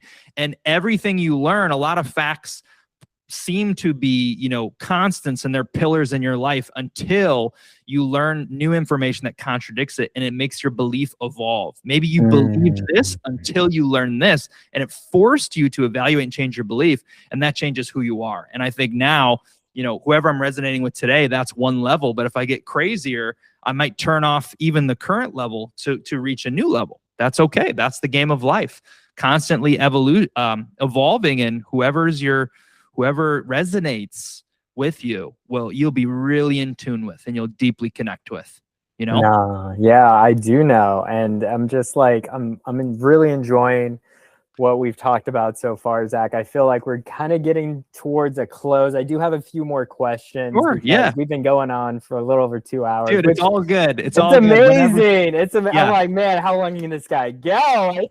Dude, I've gone for hours before, but it doesn't need to be a 10-hour thing. Whenever you're ready, I'm cool with it. Like I said, I'm passionate, right? At least I'm passionate. I can tell. When you're passionate, you have a well of energy that never dies. I don't want to get political, but I will give credit, because Trump has this. People hate Trump. It doesn't matter who you like, who you love. Don't even say I love him. I'm saying that he undeniably has this trait where he is an infinite well of energy, and he's super old. A lot of it's mindset. He says, I was talking to this elderly woman. He's elderly. He's 80 something or 79. He's elderly, but he doesn't see himself as elderly. He sees them as elderly. Mindset, passion. He has a fire for life. And so infinite energy at an old age. Got to give him credit for that. That's true. And I've also heard, I've never met him in real life, but Scott Adams, you can go back to him. Yeah, he met Trump in real life. He met him at the White House. He tells about his experience, and what he says is so impactful. I'm going to impart it to you today. Yeah, but when Trump looks you in the eye, you're the only other person in the room. Obviously, he's like your best friend. He takes time. He asks you questions. He is a natural storyteller. He will tell you just basically not just about his life, but like how impactful you have been to him. You see what I'm saying? He is a world-class marketer, bro. Yes. Like, this guy, man, and he's just like so intentional. And Scott just was like, after his time at the White House, like he loved Trump to begin with, even before. He was one of the few predictors that predicted he would be the president back during his first term. Like he was one of the first ones to call it out, basically. He's like the master predictor in that. He talks about it in this whole persuasion book he came out with. But all to say that, I'll definitely shoot it to you later. But it's just, it reminds me of like why we do what we do too, because Trump, you know how I feel like there's two different types of people, right? There's people that like things, right? You can tell they're all about the things, but then there's people that are really into other people. right? Right. Trump is one of those people. He's into people. He wants to be there. He wants to listen to you. I feel like you're a people person. I'm a people person. 100%. We are. I don't do what I do for people. things at all. It's bigger vision, and people are a huge part of it. Exactly. Impact, right? Impact. Most amazing, great marketers, they are people, people persons, essentially, right? They are so into what people are doing. They want to find the problem that they can solve for this person, and they want to go next level with them. And that's basically that's Trump in a nutshell. And like what he firmly believes, what he's doing is for the people, right? Right. So I'm really, I love that energy. And I think that's how he finds his energy and the people that he connects with. You see along his journey and all his route and his mindset, coming back to self. I'm sure he's had decades of self-development, and it's like, and he's got that, because he's like that much older than us, right? He's had that experience, I guess is what I'm saying. And it's like having that lifelong experience, you can really impact someone in such a huge way, and have such a big difference. And I feel like, and this was something I wanted to go back to before we end too, about Grant Cardone. It wasn't Grant, but I heard an amazing interview from Unscripted. I don't know if you know Leslie at all, but she's a huge YouTube influencer. She's part of Crypto Empress and what they're doing, whatever. I know Crypto Empress. Yes. So she's part of Crypto. Yeah, Leslie's part of her tribe, essentially, right? So anyway, she sat down with Gary Cardone. So his brother. Yeah, he's he was the one who put Grant onto crypto, actually. That's right. Twin brother. Right. But Gary's interview I thought was very impactful because he talked about, he didn't really, he talked about anything about crypto. He's out of the game. He's all about art now. He's like painting shit and everything. He's a painter now. He's got tons of paintings now, and he doesn't even sell them. He just does it because he wants to do it. Like, and you really should listen to that interview. I'll shoot it over to you later because it was all on live stream. It's all live. It's not pre-taped like we're doing here, but it's like Leslie was asking these really thoughtful questions, and she's a great interviewer in her own right. I'm actually going to be a guest on her podcast, which I'm really excited about next month, bro. I know, bro. I'm so pumped. Big shout out to Leslie. All right, anyway. All that to say, she was interviewing, Gary. And so what Gary said, I thought was really interesting about being a media personality. All right. And I think this is something we can both take away since we're kind of both doing this in a lot of ways. But he said, more than anything, right, become an expert at whatever you're doing, whatever your dream is, but be consistent, right? And finding your consistency with your own voice, because that is what it will separate you from everyone else. You will not only be relatable, but you will be authentic. Right. And this authenticity, as long as you stay consistent, this is why I know we're both going to make it, bro, because let's go. All we have to do is continue to show up, continue to serve others, and continue to solve problems that people have. You see what I'm saying? Because it's the problem solvers that, it's not key right there. Exactly. That is key, right? Because it's not like, oh, where's the money? Right? It's like chasing after money. No, it's like great marketing is how do you solve these problems for others, and you consistently keep showing up for them. So to say all that, how are you solving people's problems today, Zach? Okay. Wow. Good. All right. So you sparked a few thoughts that I want to love it. I want to hit on, and then I'll definitely hit the solving problem. So 2 great thoughts. Here's a great deep one. These are the kind of conversations I like to have, and I think you can wavelength with me on this. Love it. I have no one to talk about this kind of stuff with, okay? What I'm about to hit you with. Me now, bro. Let's go. Because you just made brought it to my attention. I have made an observation. It was even kind of like even more clear now, is that a lot of people go into life and have big success. Sometimes it's finance. What comes after finance? Oftentimes it's purpose. And then even after the purpose, there's another step that comes in the hierarchy of human desires and wants, right? Everyone starts with money because it's the most easy thing.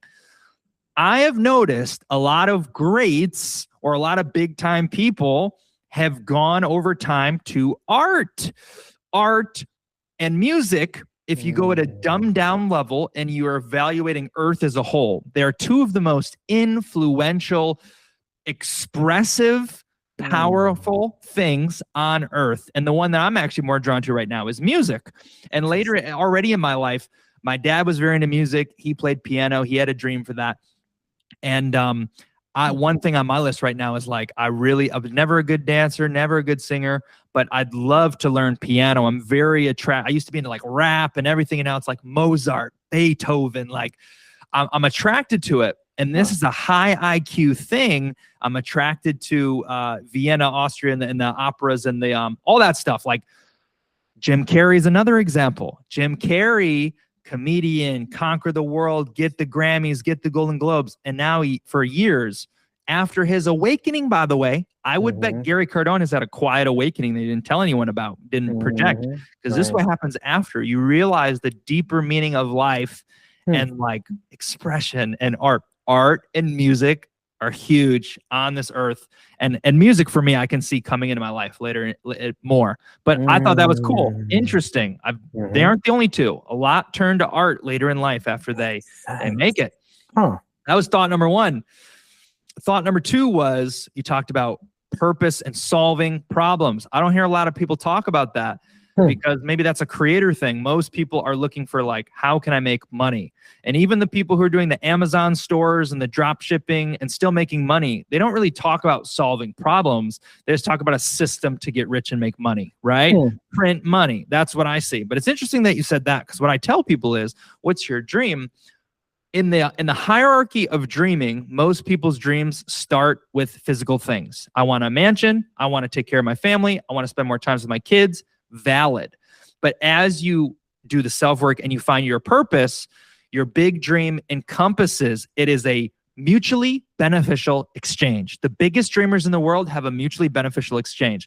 And if you solve enough problems of the world and you pick a big enough solution to problems, as an after effect of serving the world, you will have everything you ever wanted and needed. The riches will find you. Just ask Jeff Bezos, who gives overnight shipping. It's a convenience. It's one click. He did us a service. He deserves, screw the billionaires. He deserves it. Yeah. He deserves it. Innovator, visionary. How about Elon Musk? Same thing, man. He saw an opportunity. He made it cool. And it's cool to maybe have a car that's self-driving, that has Falcon doors on it. That's cool. That is serving people.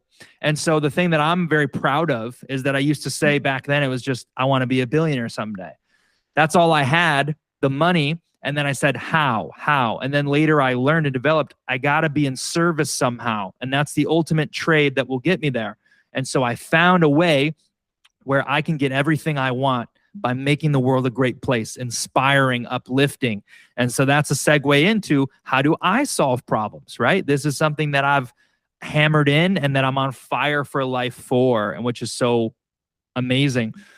At layer one of Dreamcat today, it's simple and twofold.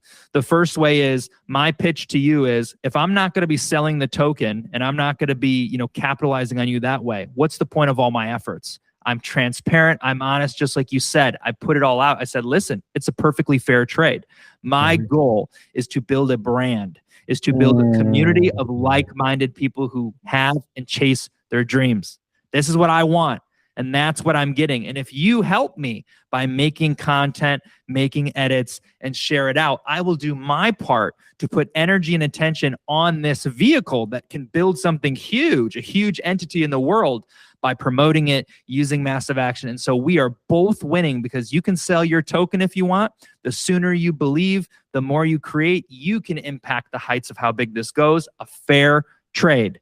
The second part is throw money away. Don't even buy our token, but still come to the Dream community and change your life, because we are educating and teaching the lessons of success that will allow you to navigate this Web3 journey, because they still apply in Web3 and in your life. And we give them away for free.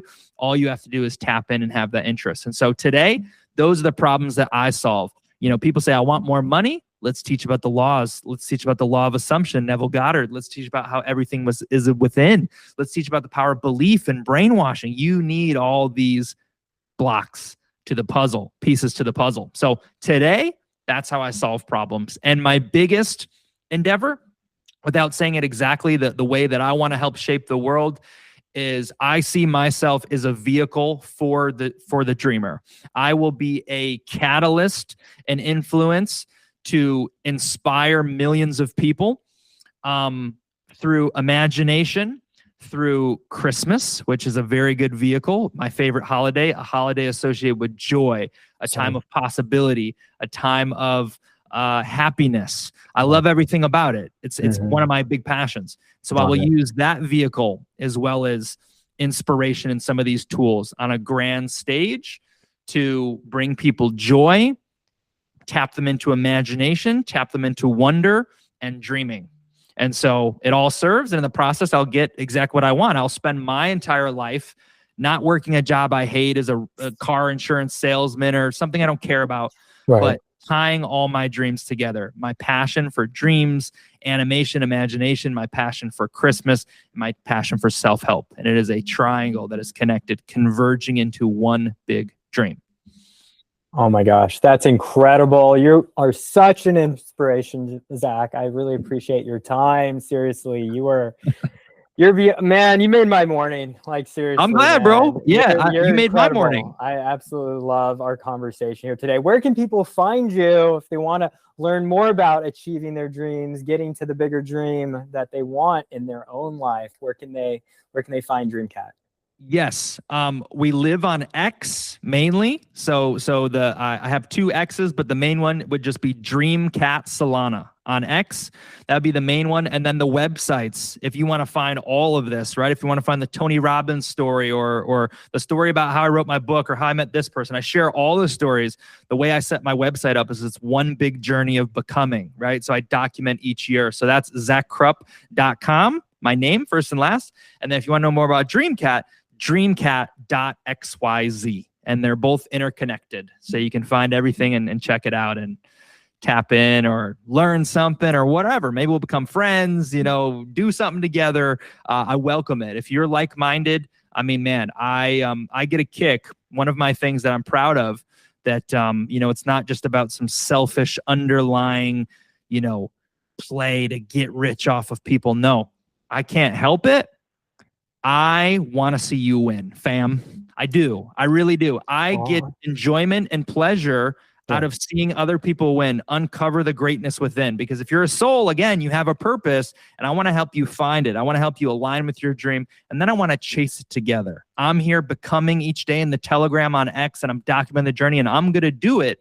So if you're a dreamer like me, my invitation is, hey, you can be a part of this. Your dream can be a part of this dream because you're a dreamer. And while you're talking about the pursuits and the hardships, man, you can just put chasing my dream, ticker dream, and pump your bags while you're chasing your big vision and dream. Right? Isn't that like a good, like a solid, doesn't that make sense? Huge. I love it. Yes. Why wouldn't anyone be on this? That's what we do, man. Niche communities. That's the power of crypto. So thanks, dude. Thanks for having me on. Thank you. A place to share some of my story, share some of your ideas, have a great conversation. I live for it. I really do. Me too. Me too. So thank you again. I appreciate you, Zack, and we'll see you next time, fam. Thank you. We'll catch you, brother. Take care.